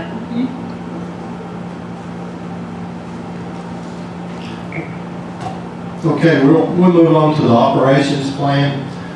This subcommittee was headed up by three of our principals, Dr. Harwood, Shane Harwood from Signal Mountain, Ms. Lakeisha Carson from East Lake Academy, and Ms. Ruth Pullman from McConnell. And they led this effort, and Dr. Harwood's going to share the information tonight for us. Thanks, Keith. Appreciate the opportunity to do so. When we're thinking about operations, we're really thinking about that not only from a district standpoint, but very specific to schools. Because the overarching goal of this entire plan is just balancing health and safety for everyone, while really trying to focus on having kids in school to the extent possible.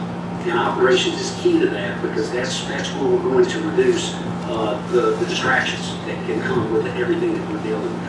So, when we're talking about operations, I would like to focus and kind of bring it back to phase 2 and 3, because that's when students are primarily going to be in the building to begin with. And so as we kind of go through this, just kind of wrap your mind around phase 3 when everybody is back, if they're in the continuum of learning, and then phase 2 if we end up having to transition to that 50% schedule. So as we look at this, we really kind of identified 5 key areas for operations. And so school building logistics we'll talk about, transportation, we have to get kids to and from school, so that's a big piece of what we're doing. School nutrition, we know that that's key throughout the day, and even when students are away from us. Athletics and extracurricular activities are a big part of that social emotional piece and that engagement piece for kids. And then also childcare. And when we talk about childcare, we're not only talking about childcare for parents before and after school, but we're also taking into consideration the childcare needs of our teachers. Because we know that we have to support our teachers and put them in a position to be very successful for our students and their families. And they have all of the different variances and circumstances that many of our families are dealing with, single parents, folks at home that they're having to care for, and then some of them are going to have their own kids that they're going to have to decide what's going to happen. So we want to be mindful of that. So when we're thinking of school buildings, the first thing that comes to mind, especially being a building principal, is schedules. And so you've heard a lot about how schedules would look for, as far as just in general when we're in school, or if we have to move to a 50% schedule. But I think the big thing for the board and the public to know is just how hard our principals and our building leaders are working to come up with all of these contingencies based on the phases and what schedules might look like. And so just know that there's lots of work going into that. Also, as we do so, all of the different considerations for social distancing, we're thinking about transitions within the building, how students switch classes, how they enter school, how they exit school. All of those are pieces that are coming into the logistics of what operations looks like. And then in operations, we're going to lean heavily on guidance from the Health and Safety Committee, because we know that everything that we do with kids and staff members and anybody within our buildings, that has to be the focus of what we're doing. And then we have to make sure that we have procedures and things in place to be able to do that as smoothly as possible. So when we're thinking about transportation, again, we have to get kids to and from school. So we know that we have a large percentage of parents that choose to already bring their students to school. We are anticipating, based on things, we may have an even larger number of parents that decide to bring their students to and from school. So I think everybody needs to know that schools and the district leadership will be looking hard at procedures for drop-offs in the morning, for pickups in the afternoon. If there's any changes with car lines and procedures, those things will be worked through, because again, we want to put things in place to make it as smooth as possible during these uncertain times. We also know, though, that we have a lot of parents that rely on the bus for transportation. And so if parents are still opting for their students to ride the bus, there have to be some very clear expectations put in place. Face coverings, that'll be something that'll be talked about in the health and safety portion, but students will have to ride or have face coverings when they're riding. That includes also the drivers and the attendants, because we know what the research shows as far as what face coverings do for the transmission. Also, we know that we'll have to have some assigned seating. We know that students will have to be spaced out. Right now, the recommendation is that family members can sit together because they're coming from the same household, but we know that there are going to have to be some seats separated and some things in place there. As far as what bus routes look like and capacity of buses, that's why it's also important for us to start gauging from our families what their commitments are. What are their plans as we get a little bit closer, so that we can really start to nail down the logistics that need to be put in place for that transportation. School nutrition, again, very important piece of the logistics of the school day. I can't say enough about the things that have been put in place over the summer to continue providing meals for students within our communities. And so we want to continue to make sure that that's a priority throughout the year. Obviously, some things will have to change as far as students gathering in one big group to eat lunch. Social distancing has to be exercised, so there may be procedures put in place where students pick up meals and they eat those in classes with their groupings that they're already with, so that we can kind of maintain those natural groupings that are happening throughout the day. And we also know that we want to try to provide the nutritious lunch that kids deserve and that they're used to. And so, the district leadership is looking at the hot lunch option. We know that students will also have an option to bring their lunch, but we will have lots of procedures that will be put in place, and they'll be school specific to make sure that students are exercising social distance and able to have lunch in a safe and protected way. Athletics and extracurriculars, we've actually already sort of taken a step into that this summer. At the high school level, we have been relying on the National Federation of High School Athletics guidance as far as how to reopen athletics. And so we started that in phase 1 as a district. Within that phase, lots of things were in place as far as symptom checking. Also, masks were in place, small groups, and that was really, really successful over the last few weeks as we led up to the TSSAA dead period. As we move into next week, the recommendation based on where we are is to move to phase 2, and we're still kind of waiting some direction from the TSSAA with the governor's new executive order to kind of see how that really will play. But just some great things have happened as far as pulling our kids back in and letting them be able to reconnect with some of those things that are very important as part of their school experience. So as we continue, the recommendation from the committee is going to be to continue to lean on the guidance from the National Federation of High School Athletics.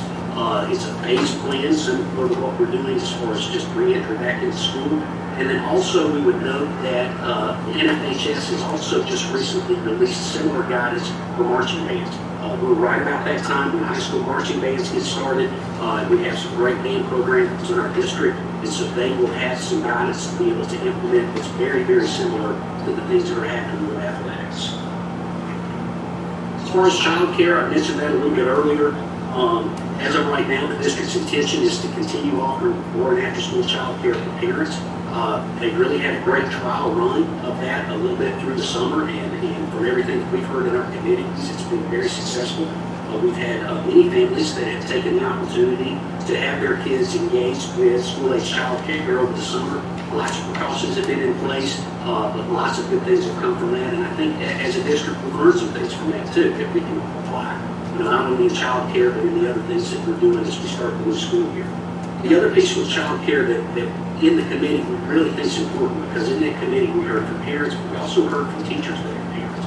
And as we are trying to have expectations for our teachers to be there for our students and our families at 100% every day that we're in school, we know that they have things that are happening outside of school that they have to be able to know are taken care of. And child care is one of those. And so the school-age child care program is looking at some options to possibly provide some during the day child care for some of our families, teacher families that need that.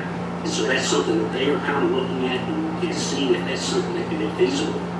Because again, it's just super, super important, at least from the committee standpoint, to really set our teachers up to be successful with their students. And then the last thing I would add on this is looking ahead and over the next few weeks, one of the things I know that we can all expect are some specific directions and really kind of digging into the details of operations that are school specific. So, lots of communication, great communication will continue to come from the district, but eventually we'll get to a place where principals and schools will be disseminating that information and getting very specific as to what it looks like at your school. And so, and that'll obviously start with teachers, it'll then go to students, and then also families and other stakeholders to make sure that that communication piece is very clear, because again, we want to constantly be trying to think, and as Mr. Baldwin said earlier, looking around the corner. We have these contingency plans that are in place, and we think that one of our charges is to make sure, as far as operations, that we share that information in a timely manner with families, teachers, and everyone, so that they can make adjustments and make plans to be able to engage in school like we're hoping to. Thank you.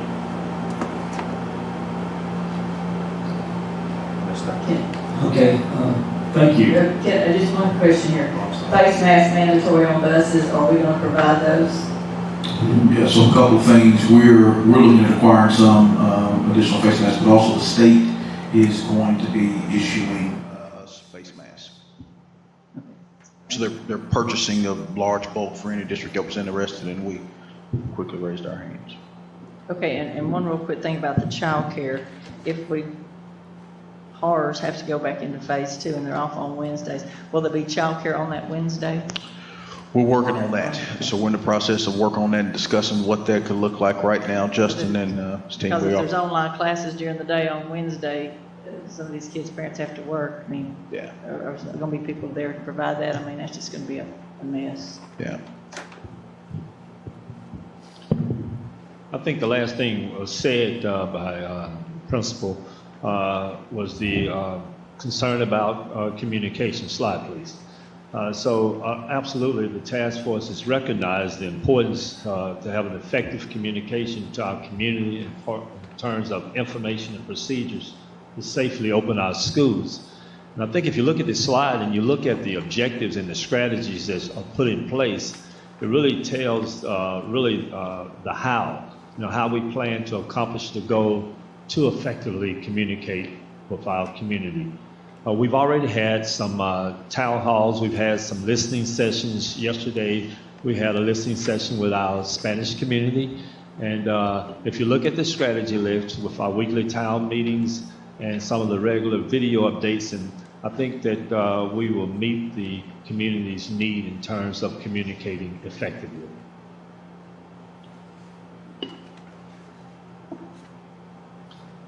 We've also recognized that there's going to be a new norm, and when we return to school, we always do professional development and training because things change, curriculums change.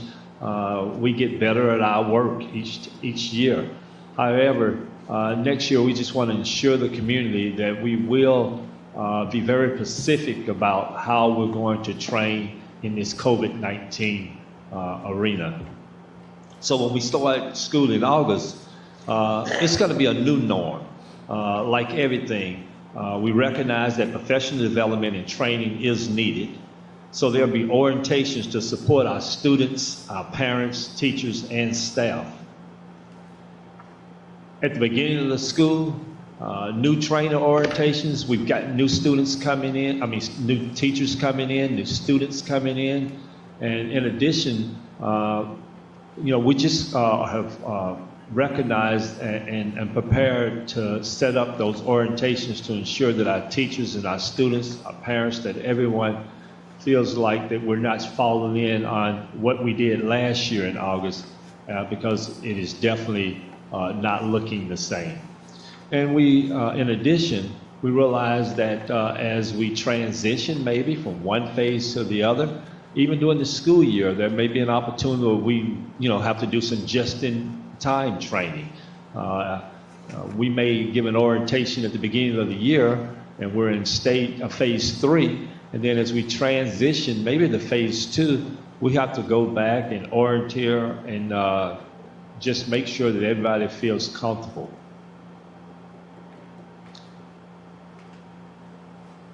Okay, our last plan, it's actually the first in our, of our plans, but we're covering it last tonight.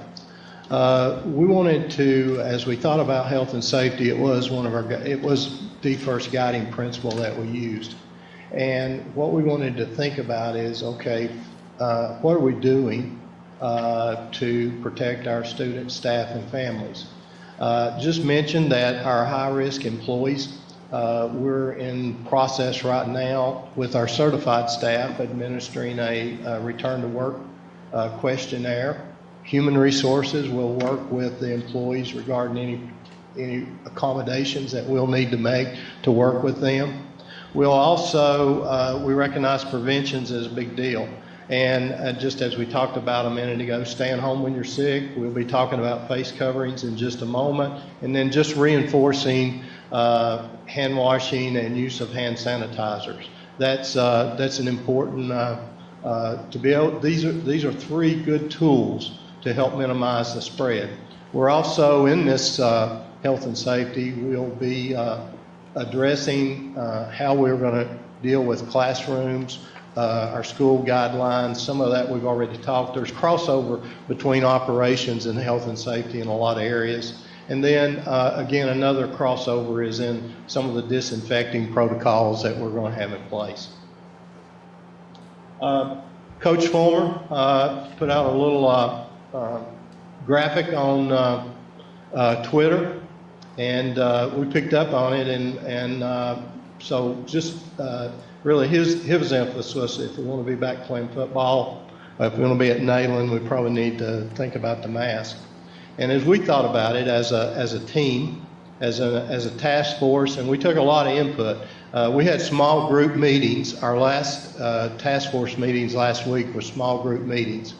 And what we did during those small group meetings is we had our parents, we had our principals, with our district leaders, we had our teachers, our community and business leaders come in and just give us feedback about a draft plan that we'd provided them to look at. And one of the things that we heard from our surveys, one of our objectives as we moved into health and safety was staying, one of our goals, parents have told us they need to go to work and that we need to be in school. So we need to avoid moving to phase 2 when we're in phase 3. we need to avoid, when we're in phase 2, we need to be in school 2 days a week and avoid moving to phase 1. And then, as we talked a little bit about, we need to minimize the capability or the number of students and staff that we might have in a quarantine, whether they're positive or they've been exposed to a positive case. Now, we've got a lot of processes in place to try to disinfect and things like that. But I'm going to move to this next slide and ask Dr. Adams. He's worked quite a bit with us here at Hamilton County Schools. If he'll just talk a little bit about face coverings. Hey, good evening. Just a 30-second overview of where we are with the science of the virus. If you think back 4 months ago, there was a lot of conflicting information. We even had the Center for Disease Control in Atlanta saying that face masks were not necessary. But today we know that the primary way that people catch COVID-19 is through respiratory droplets. So we cough, somebody sneezes, somebody sings, somebody talks, or even breathes. We also know that respiratory droplets can travel as far as 25 feet. The average person infected with COVID-19 will get it to between 2 and 3 other people during the course of their illness. But there are situations that we see where they're what are called super spreader events. So if you remember, there was a choir event in Washington State early on where 90% of a packed room full of elderly people got COVID-19 from simply singing next to someone else who had it. We do not have direct evidence that masks prevent the spread of COVID-19. Those studies are underway. However, there are other COVID viruses that have been going through every year that cause a common cold, and there is evidence that use of masks decreases the spread of the illness. And likewise with influenza, we know that use of masks decreases the incidence of people catching it. Nothing is 100%, but we don't have to hit 100% to slow the spread. If we could decrease the spread of COVID by 2/3, we wouldn't be having this conversation. The risk is very high when we're in close proximity in a closed room with someone who's sick and neither one of you is wearing a mask. If you put on a mask and the other person isn't wearing a mask, or at reduced risk, but still some risk, the best situation is when both people are wearing a mask, and particularly if they're a couple feet apart. The American Academy of Pediatrics has released a return to school document that's very good, that weighs the risk and benefits of various options and suggests a flexible approach such as the one that this task force has put together that would allow for flexibility at the same time emphasizing children's education. So we feel very strongly that face masks and hand washing are the cornerstones of risk prevention. The other thing to remember is we're not doing it for the kids as much as we are for the parents and grandparents and vulnerable elderly and population. If we only had children to consider, again, we wouldn't be having the conversation because most kids are not even going to have symptoms when they get COVID-19. Again, 50 to 75% of people do not have symptoms. Children, when they get symptoms, typically have minimal symptoms, like a cold. There are a few cases where children have died, and those are rare enough where you'll hear about each one of them as a news story. So it's the staff, the parents, the grandparents, the people with chronic illness in the community that we're doing this for. Next slide. Thank you, Dr. Adams. So, what we're proposing is actually what we are proposing is in our updated plan is that when we're in phase 2 and 3, that we're going to ask all students and staff to wear a mask, except as noted below. And you know, if we're in a situation, a well-ventilated space, that we can accommodate social distancing. That would be an exception. When we're outdoors or large indoor space, again, social distancing, that'll be an exception. We're also looking at our K-2 students, really kind of drawing from the American Academy of Pediatricians research and their recommendations that we'll recommend but not require that the K through 2 students wear a mask in the classroom. But we'll also want to cohort those in the same group of students. We'll also ask that those K through 2 students wear the mask when they're out of the classroom, when they're interacting out in the buildings. And of course, one of the things we want to do is be able to provide some safe space and time during the school day for students to be able to take off their mask. So that's our recommendations around face coverings. Can I ask a question? Did the doctor just not say that the students having it was not the problem? So why are we treating the kids like they're going to infect each other and everybody's going to get sick, when it's actually when they leave the school, it's the older people, from what he said, that we're worried about people going to get sick. So why not let the older people on the outside, if they're going to be around these children, wear this, instead of doing this to our children? I just don't see that it's necessary. If the kid he just said, if it was just the kids, we wouldn't be worried about it. Well, I'm here for the kids. This is who I'm here for. And forcing these children to wear a mask and the teachers having to deal with these children wearing masks is going to be terrible. That's what the teachers have told me. This is not doable, especially in the younger grades when they have to see teachers talk, see how they pronounce words. I mean, why are we here? Are we here to educate children? If the masks are not to protect students from each other, what is the point? If the teachers are the older ones in the room, and they are, let the teachers wear a mask if that's what they want to do. Why are we doing this to our children if we're not worried about them infecting each other? We're worried about the students infecting our teachers. He just said that if it was just the students we were worried about, we wouldn't be having this discussion. He just said that. So we're talking about the students.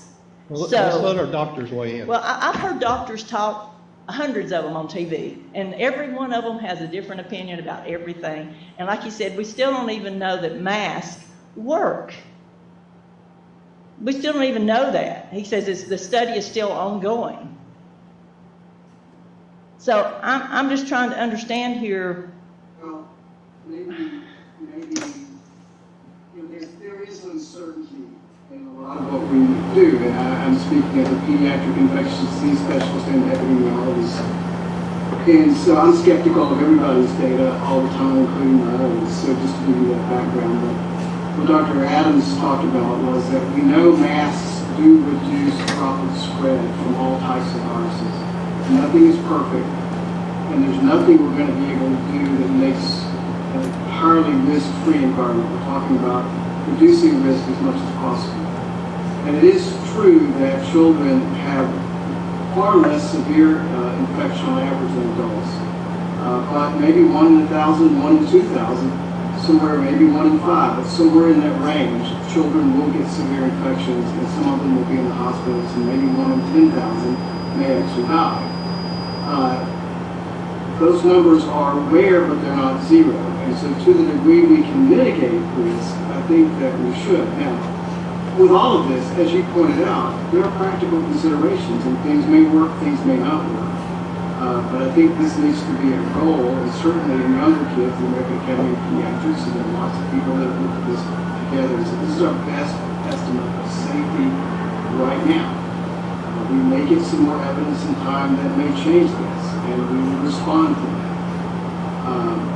But I think this approach certainly is a reasonable one, and certainly with close attention to practical considerations. I think it's why we recommend this certainly for K through 2. Those kids, okay, how are you going to keep them in a mask? I get that. And it may be a problem even in some of the older elementary ages. But we need to start with something like this. I think this is our best way forward.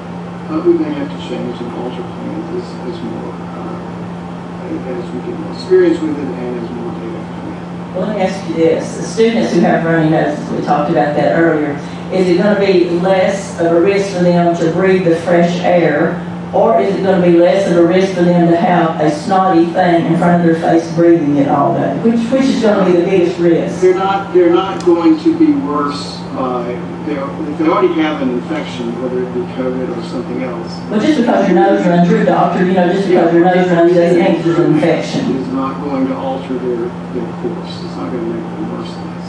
It's not going to make them worse breathing their own mucus inside a mask. Yes, that's what you're telling me.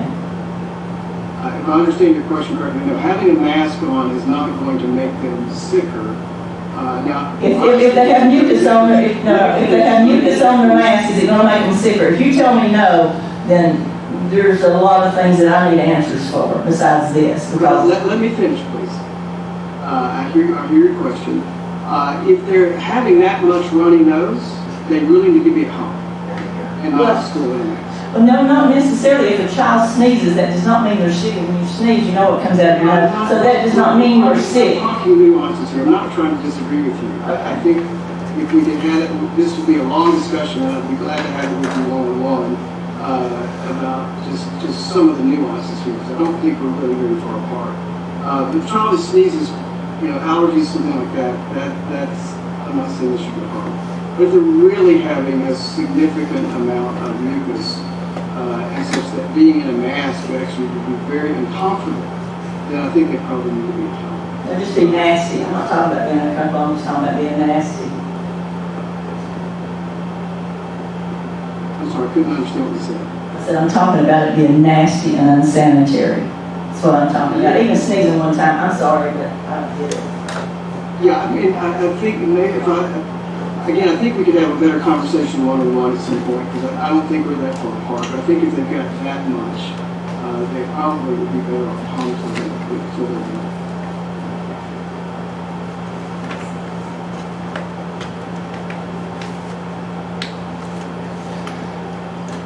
Well, I think the doctor spoke to what I was going to talk to. This isn't about not protecting our kids. It's asymptomatic spread. I mean, that's what we're really worried about. Is that correct? That's correct. Yeah. And so if Johnny in 3rd grade has it and he gives it to Timmy, we'll never know. But when he goes home to his, grandmother or his mother, then that's where we have problems. The grandmother needs to wear a mask. Yeah, the kids. No, the grandmother needs to wear a mask. If she's afraid she's going to get it from Johnny, then she needs to wear a mask. Why not eliminate that? Hey, hang on. Let's speak one at a time. Mr. McLean, you got the floor, so to speak. And that's what we're worried about. I don't wear this mask because I'm worried about getting COVID. I worry because I want to protect everyone in this room. That's why I wear it. And so it's not easy. And I think the recommendation for K through 2, I think you can go either way with that. But that's kind of what we have to do. And I think, is it going to be comfortable? I mean, is it going to be uncomfortable for students? Yes, it is. But we live in an uncomfortable world right now where things are changing, not daily, not even by the hour, but by minutes sometimes. And so we need to do everything we possibly can, follow the science behind it, and really, lean on our doctors and our health department so they can tell us what we need to do and how we need to do it, so we can really, at the end of the day, make sure kids are getting the resources and the education they deserve. Just real briefly, obviously, students learn better, teachers teach better when they can see visually. Maybe while the doctors are here, or the visors, I've purchased some visors. Would a visor suffice for a mask, and the students can see their teacher's face, and possibly even students? So that's just a question I've had in my mind for some of the medical personnel. Would that suffice? I've got 3 visors clear. Would that be sufficient? So just a question. Dr. Highlander, that's something we're looking at. We've had feedback from our SLPs and elementary school teachers about the importance. So we're looking at what type of options might be available for us. Thank you. I think Dr. Woods was going to say something to that visor question. Yes, I agree, actually, that if you had a face shield where you can see, that would be great, and that may be preferable for all the reasons you just stated. And I think that would be sufficient for the droplet protection. So if that can, if those can be provided, I think there are companies that are working on making face masks that are clear that you can see through. And certainly for that type of purpose, those would be reasonable as well. So anything along that line that can be pursued, I think would be great. Less CO2. I think it's important that there is flexibility. So I see questions about special ed children, and I don't want anybody to think that we're going to ask you to chase down the autistic child with sensory issues and duct tape a mask to their face. That nobody's suggesting that. There are special circumstances where we're going to have to do what's practical, not what's perfect. Absolutely, I completely agree. So there are going to be exceptions. There are going to be situations where this is just not feasible, and so and balancing, we need to take care of the kids and as much as possible and teach them and have them in school as much as possible. And sometimes that may be a mask just isn't going to work in this situation. So I'm not saying that we have to make this mandatory. I'm saying that's our best means when it can work, but certainly sometimes it's not going to work. So let me go, Mrs. Robinson, I see your hand up, Mrs. Lennon, and then Mrs. Hill. So you guys just, as these folks finish, you go ahead, Mrs. Robinson. Yeah, I just wanted to make sure that we talked about our special ed students and and how face coverings impact them.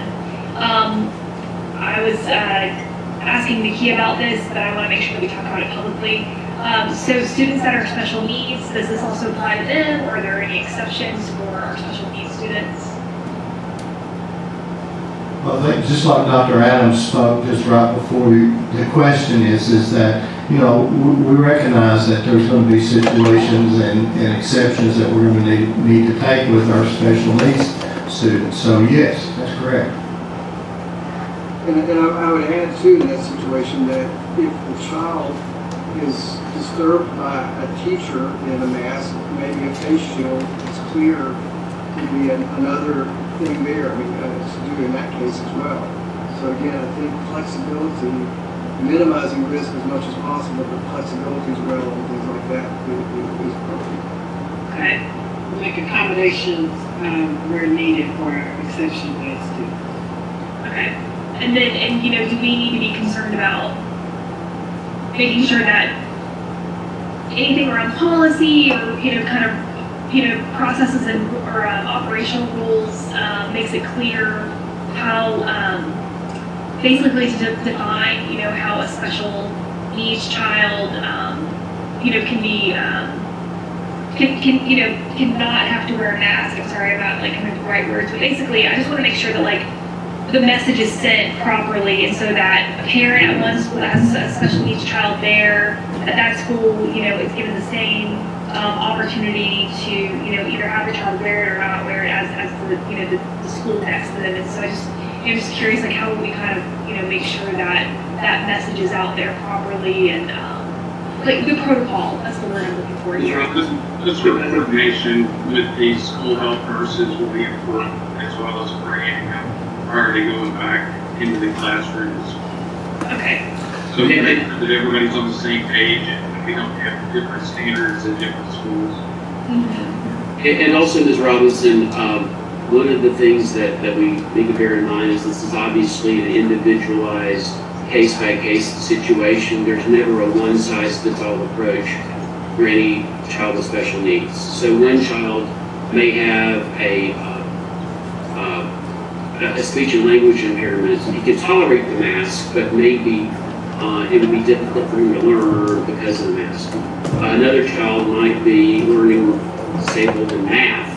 The mask has nothing to do with that whatsoever. So you can't have a one-size-fits-all approach to special ed by definition. Our teams are very sophisticated to understand that each child's needs are going to be the driver for what they can and cannot tolerate.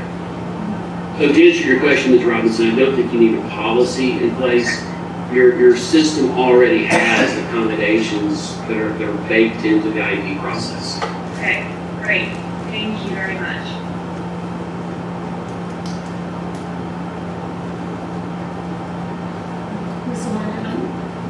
My question, and I think we need to go back one, if I could, on the slide. I had a question, it was about the, yeah, there we go. It says all students and staff are required to wear face masks except as noted. The only exception is unless they are in a well-ventilated space that will accommodate social distancing. I feel like that we're kind of getting into a situation of how are we going, I feel like there has to be consistency here. And I feel like who's going to, you know, it's at the, everything is always starts at the top. You know, I know that there was a lot of discussion about not all the, even during the graduation ceremonies, not all of the principals required everybody to wear masks at the graduation ceremonies. So is this going to become an issue at all of the schools? Is that not, this is not going to be followed at all the schools, that all the principals are not going to require all of their students to wear masks at their schools, that they're going to deem that that's a well-ventilated space, so they don't have to wear their mask because that's a well-ventilated space. I feel like we're getting into some bias by you having those statements, a mask will not be required when outdoors or in a large, I like that. I think that that's a great, it's a great option to say a mask will not be required when outdoors or in a large outdoor space such as a gymnasium. But that saying in a well-ventilated space, I don't know what you really mean by that. And I think that we might be getting into some areas of teachers saying that, well, that's a well-ventilated space, so my kids don't have to wear a mask. And I also want to know how you're going to, is every single principal in every single school going to follow this directive, and how is it going to be, who's gonna make sure that it's being followed in every single school? So, I think it's a great question, fair question. I want to back up to go forward just a little bit and talk broadly about what we're trying to get done. We want to get students back in school. We want to get students back in school. What's the safest way to get students back in school?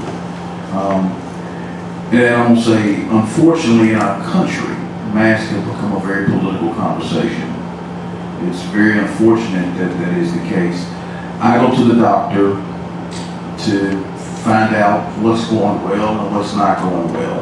And I trust the doctor to tell me if something's right or wrong, you know, or what I need to do. And that's the doctor's area of expertise. And so we are deferring to the experts with the conversation. Now, my late mother used to always say that doctors practice medicine. And so it's a practice, and I get that. There's a balance there, right? But I trust the practice of what they do. And so we're trying to be in school.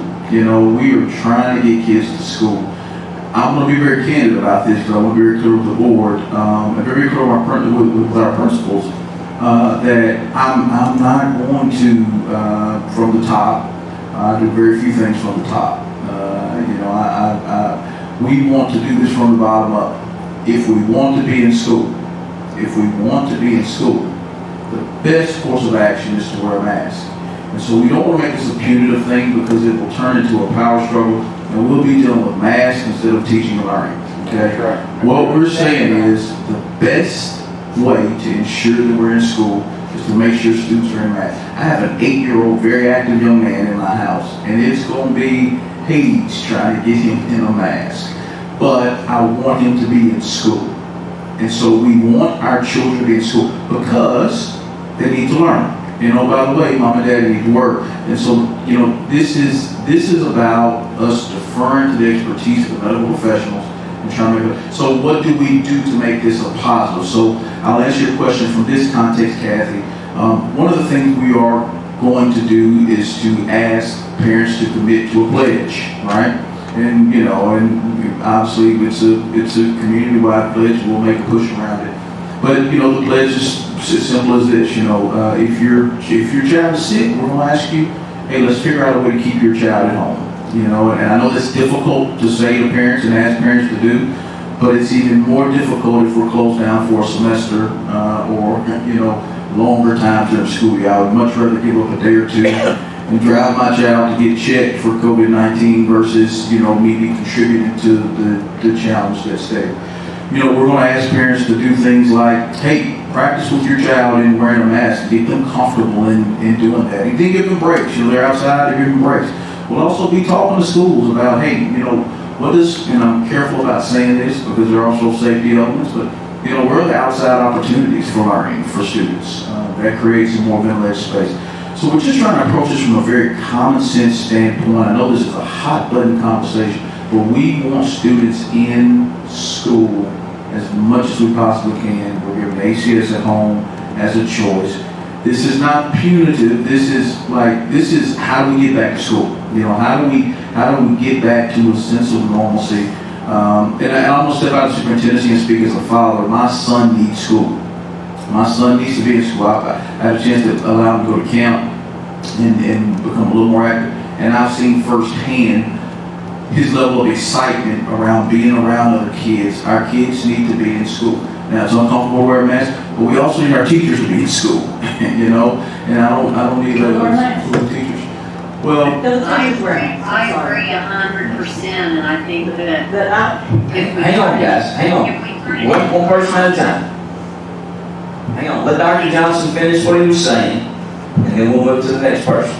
So that's it. I mean, that's really as the task force went through this, and I knew this would be a challenge issue in conversation because unfortunately it is political.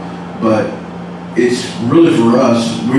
We don't deal in politics. We deal right down the middle. What's best for our school system, what's best for children, what's best to operate. You know, and so that's the way we're looking at it. And we bring experts in that have done. I don't know how many years of college they've done, I'm sure more than I have, in particular in the medical field.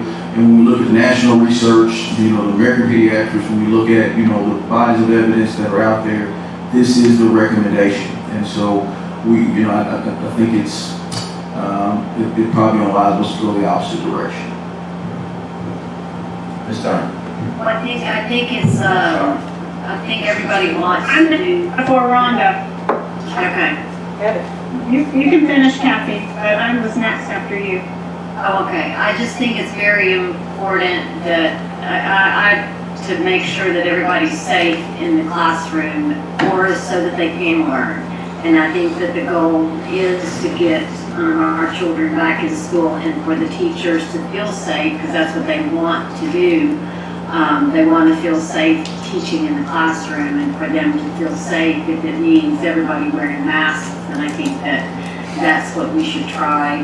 That we need to help them as much as we possibly can. So I really thank you all, the focus group for, you know, for making this a requirement and for working so diligently, and for Dr. Adams and Dr. Woods for chiming in here. It's been great to hear you all stress the importance of it because you know, number one, you all said is safety. So I appreciate it, and we want our kids safe, number one, and so I think it's and in the classroom in front of the teacher, so I appreciate that. And the last thing is, it keeps coming up, is the cleaning issue. I think a lot of people are concerned about the sanitizing, and maybe Justin's going to talk about that next, but a lot of teachers are concerned that they're going to have to buy their own cleaning supplies, or they're going to have to ask parents to purchase cleaning supplies to bring into the classroom. Can you talk on that, or say something about that? Yeah, Ms. Lennon, so quick update on the enhanced cleaning that's been mentioned throughout this. We actually just put out a bid file today to get proposals from different companies for enhanced cleaning. The specifications are basically to wipe down all high-touch areas, including doorknobs inside, restrooms, water fountains, desks, at least 3 times a day. That will close on July 15th, so we'll take the responses that we get to that bid file on July 15th and make a recommendation from there of who can provide that service. Thank you. All right, Mrs. Hill. Thank you, Joe. First, I want to thank the task force overall. This has been will continue to be a complex challenge. And as a board member that served on the task force, I have been just tremendously impressed with how thoughtfully considered every element of this framework has been. And Dr. Woods and Dr. Adams, I really appreciate your medical perspective. As we headed into creating a plan for reopening, for me, something that was critical was that we have a plan that was based in science and was medically sound. In particular, with regard to our health and safety standards, but also with regard to our phases. Something that would allow us to know in advance how we would handle a given situation. Heading into it, understanding that we're going to face things that we can't always anticipate with this pandemic. For me, I mean, I've already seen how these gating parameters are so important because as a mom, as I read the news right now, my feelings make me uncomfortable. But when I hear you describe the how and the why of the gating process, what stats we're looking at, how this is spread across our county, how we will approach things, it helps me lean back into the science and the facts of how we can contain the spread of COVID and get our students in classrooms. Remember, the state of Tennessee expects 180 days of high-quality learning for Hamilton County students. That is our sole reason for existence. And so to create a plan that is scientifically based, that will help keep not just our students safe, but our staff safe, and recognize the fact that we are a key element of public health in Hamilton County. We carry an enormous responsibility on our shoulders as a major employer and also the majority educator of Hamilton County's students. Frankly, I think that us going back into school could be one of the best things to happen to public health since March 13th when we decided it was time that we needed to close our doors. Because two reasons. Number one, to Dr. Johnson's point, families want their children back in school. And if they have to wear a mask to do it, and therefore that limits the spread of COVID out in the public, all the better, we'll have less COVID overall. The second reason being, well, I can't remember what my second reason was. But moving on to one other point. With regard to these masks, it's ridiculous that we're having a conversation about whether or not we need them. The science has shown that we need them. The science has shown that it best protects people. Our staff need to know that they are protected, and our families and students need to know that they're protected. Within the original surveys of the community, where we had more than 25,000 people respond, only 10% of people said that if masks were required, that would make them uncomfortable going back to school. 90% of people are just looking to us to be leaders in this space. And children can learn a lot of things. You guys, I mean, the standards that we have for our students in Tennessee are profoundly challenging. And I'll tell you what, teaching a 7-year-old to wear a mask is not going to be the hardest thing that these teachers do this year. We can make masks the #1 school supply that everybody needs. This becomes about personal responsibility. And it doesn't have to be scary. I mean, my parents had to do duck and cover drills, for heaven's sakes. They were taught that they might be just destroyed by a nuclear bomb. Like, this is just a way we protect ourselves from germs. You wear your little buff and you pull it up over your nose. This is not a big deal. And we can make this work. And it has to be done consistently. or we will lose trust from the people who are choosing to be part of the continuum. People are truly uncomfortable with masks. I'm very thankful that we have other options for them. It's terrific that we have 3 choices for how you can do learning in Hamilton County schools in the fall. Ms. Stern. Yes. My question, you said, was it going to be punitive? How are you going to make them do it? There are going to be some kids that won't. They just absolutely won't wear them. What are you going to do? Are we going to ostracize them? Are we going to embarrass them in front of their friends like we did when they didn't pay student fees? Call them out? That's even going to be worse, because then you're going to have lots of mad parents. I've seen, and that's an ultimate bully to me, is when a teacher stands up and embarrasses a student in classroom. That is the ultimate bully. And I can see that happening in some cases, because like I say, it's gotten to be really political. I believe this is a parental responsibility. If parents want their children to wear masks, let them. If they don't, they shouldn't. Because the doctors both said this is about this is about keeping other people safe, not students, but about other people, the adults. The adults should take care of themselves. It shouldn't be up to the children to protect the adults. The adults should protect themselves. We should be protecting the children. That is not, I don't know how this thing got so backwards, but it's just really gotten really backwards. The stress it puts on some kids is going to take away from their learning experience. I don't care what anyone says, because there are some people that think it's their responsibility whether their kids should wear a mask or not. And no, there's not just 3 options for the kids to learn how to count, there's 4. There's private school. And there's going to be a lot of people that are going to opt for that. Because I know some that are not going to deal with sending their kids to school and you forcing them to wear a mask because they don't wear a mask at home, and they're not going to force their children to. That is their right to do that. This is called freedom. This is what we do in America, is freedom. And forcing children to do this, it may not be a big deal to some people if they do it at their house all the time. I happen to be one of the people that don't, because I want my children to have a good immune system. That's my choice. My grandchildren, my daughter doesn't force them to wear a mask. I want them to have a good immune system. I don't want to suppress them and keep them away from every germ in America. We're not germaphobes. We just never have been. And any teacher will tell you the kids that never miss school are the ones that are just jerked up by the hair of the head most of the time. These little kids, their parents don't really, not running around wiping their little hands off all the time. Those kids never miss school because they have a damn good immune system. And what we're doing is suppressing the immune system of lots of these kids, so everything that comes along they're going to get. But I'm just saying, there's going to be a lot of people that are going to choose that 4th option.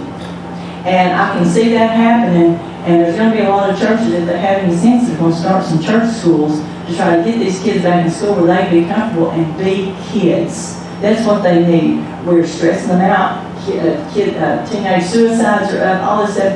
We're not even letting kids be kids anymore.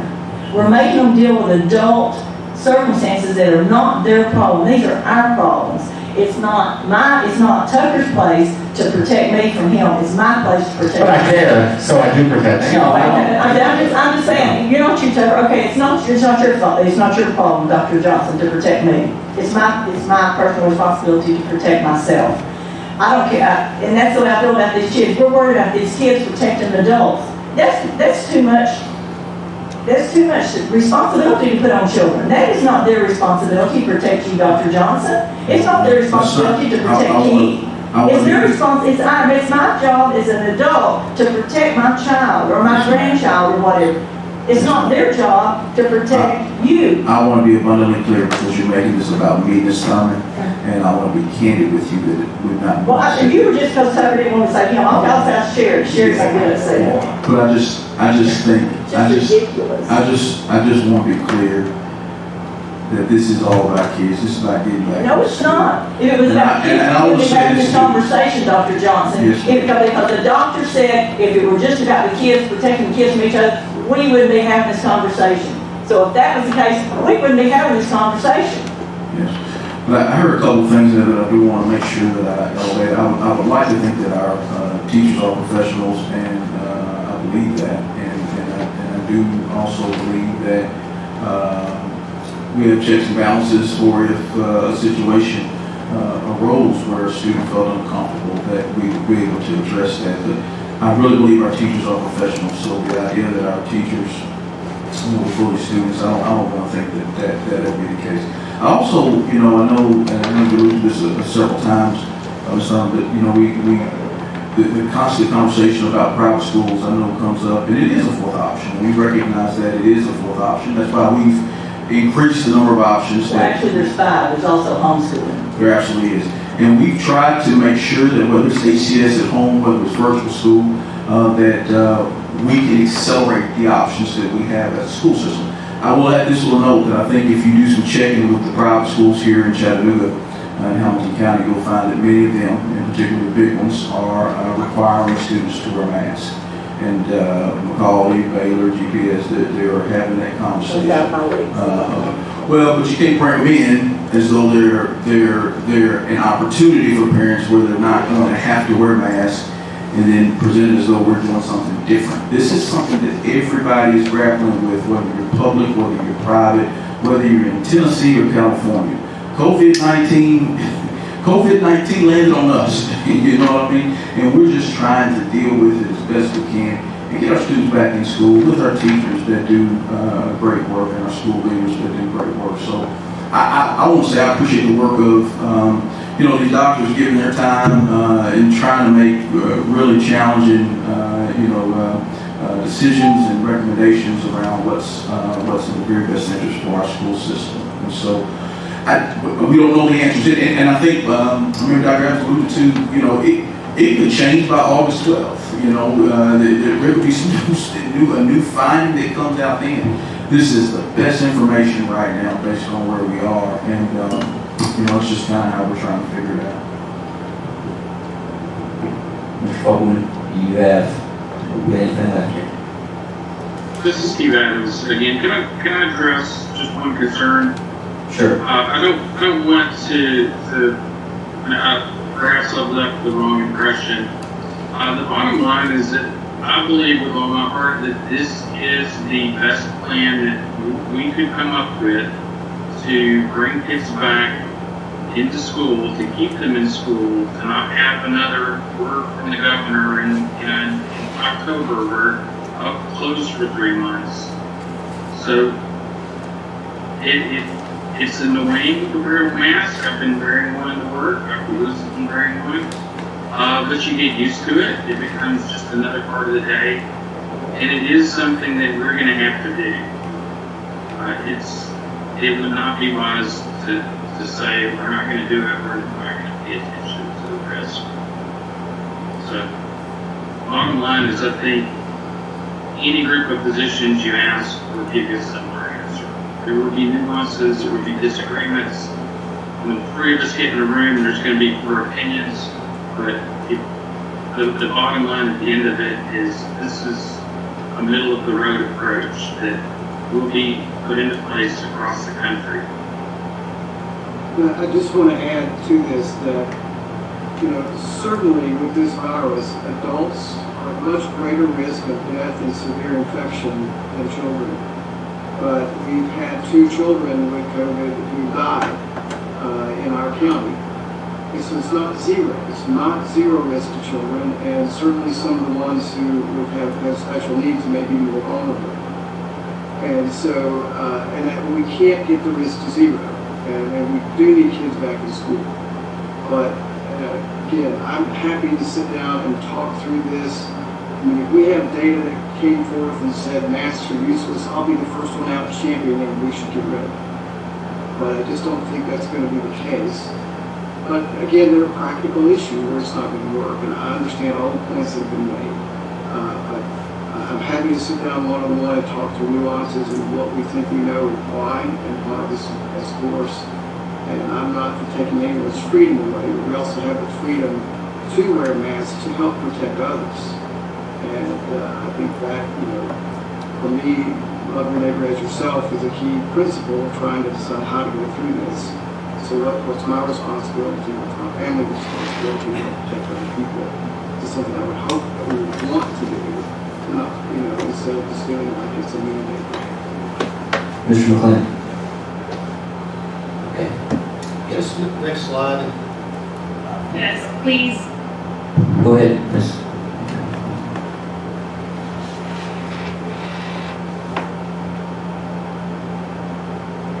Is there a question? No, I was asking that we move on from this topic. Okay, I'll wrap up real quick. Next steps. Next slide, please.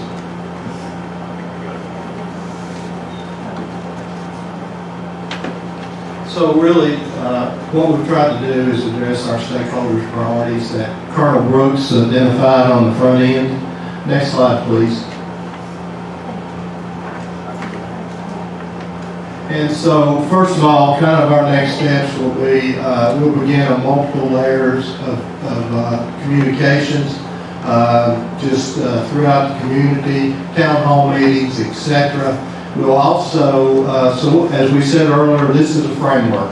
The next step is we start building implementation and operation plans. And I say start, we've already started. We've got a lot of plans that we actually utilize to summarize that have already been built or in the process of being built. So we'll be working hard to prepare for our teachers for August 6th and then our students on August 12th. Some key dates coming up. Next slide, please. Will be our sign up for remote learning. We've had some discussions about that. We have our summer reach program that will start on July 13th, and then our submission of our continuous learning plan to the state on Friday the 24th. As Dr. Johnson said earlier, we think we're in a very good spot. This plan will cover 90% or better of the actions that we need to take. That's all I had. Dr. Johnson, anything else?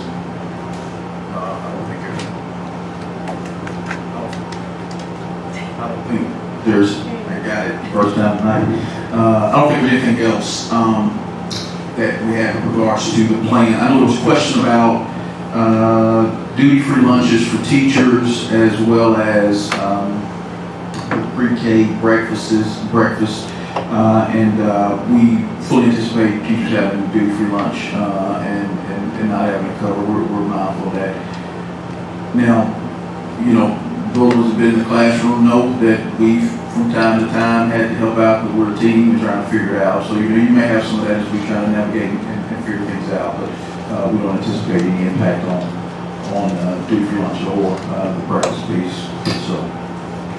All right, I always said I'm a proud 9-month employee, and one of the things I mean by that is I'm a proud educator, I'm a proud teacher, I'm proud of my profession, and one thing I'm sure of, I'm confident of, is that our teachers, they'll be all right. They're going to handle this. The mandate here, if there's a mandate, is to follow common sense.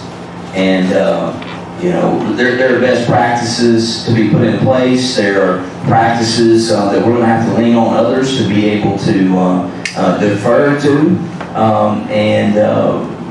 But I'm confident that those who are in my profession, they've been purveyors of common sense for a long time. And I also know they're professionals, not only at educating, but they're professionals that change. And so I have no doubt that just like in the spring, as our teachers excelled and thrived in shaky times and uncertain times, I have no doubt they'll do it here. So thank you all again for all the work, a lot of discussion, many things to continue to chew on as we go through this. And I just thank you all for taking the initiative to be proactive, because as I said earlier, it really has amazed me as I look around at other school systems. There are many that don't have an idea as to how they're going to open, what it's going to look like when they open, or the process for even achieving opening schools. So I thank you all for leading on that. So, anything else? I think it was the second item. But it's just real quick. One of the things we're looking at is the 12th, 13th, and 14th has to deal with orientation.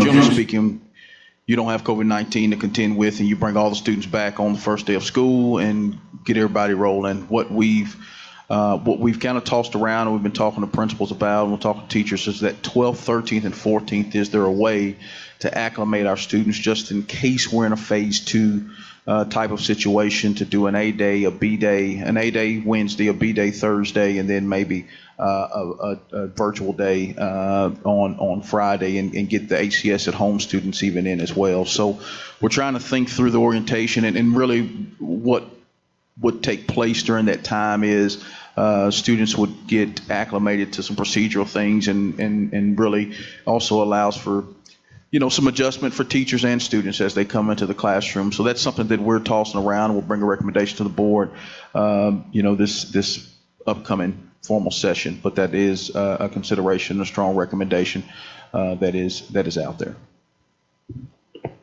Okay, meeting adjourned.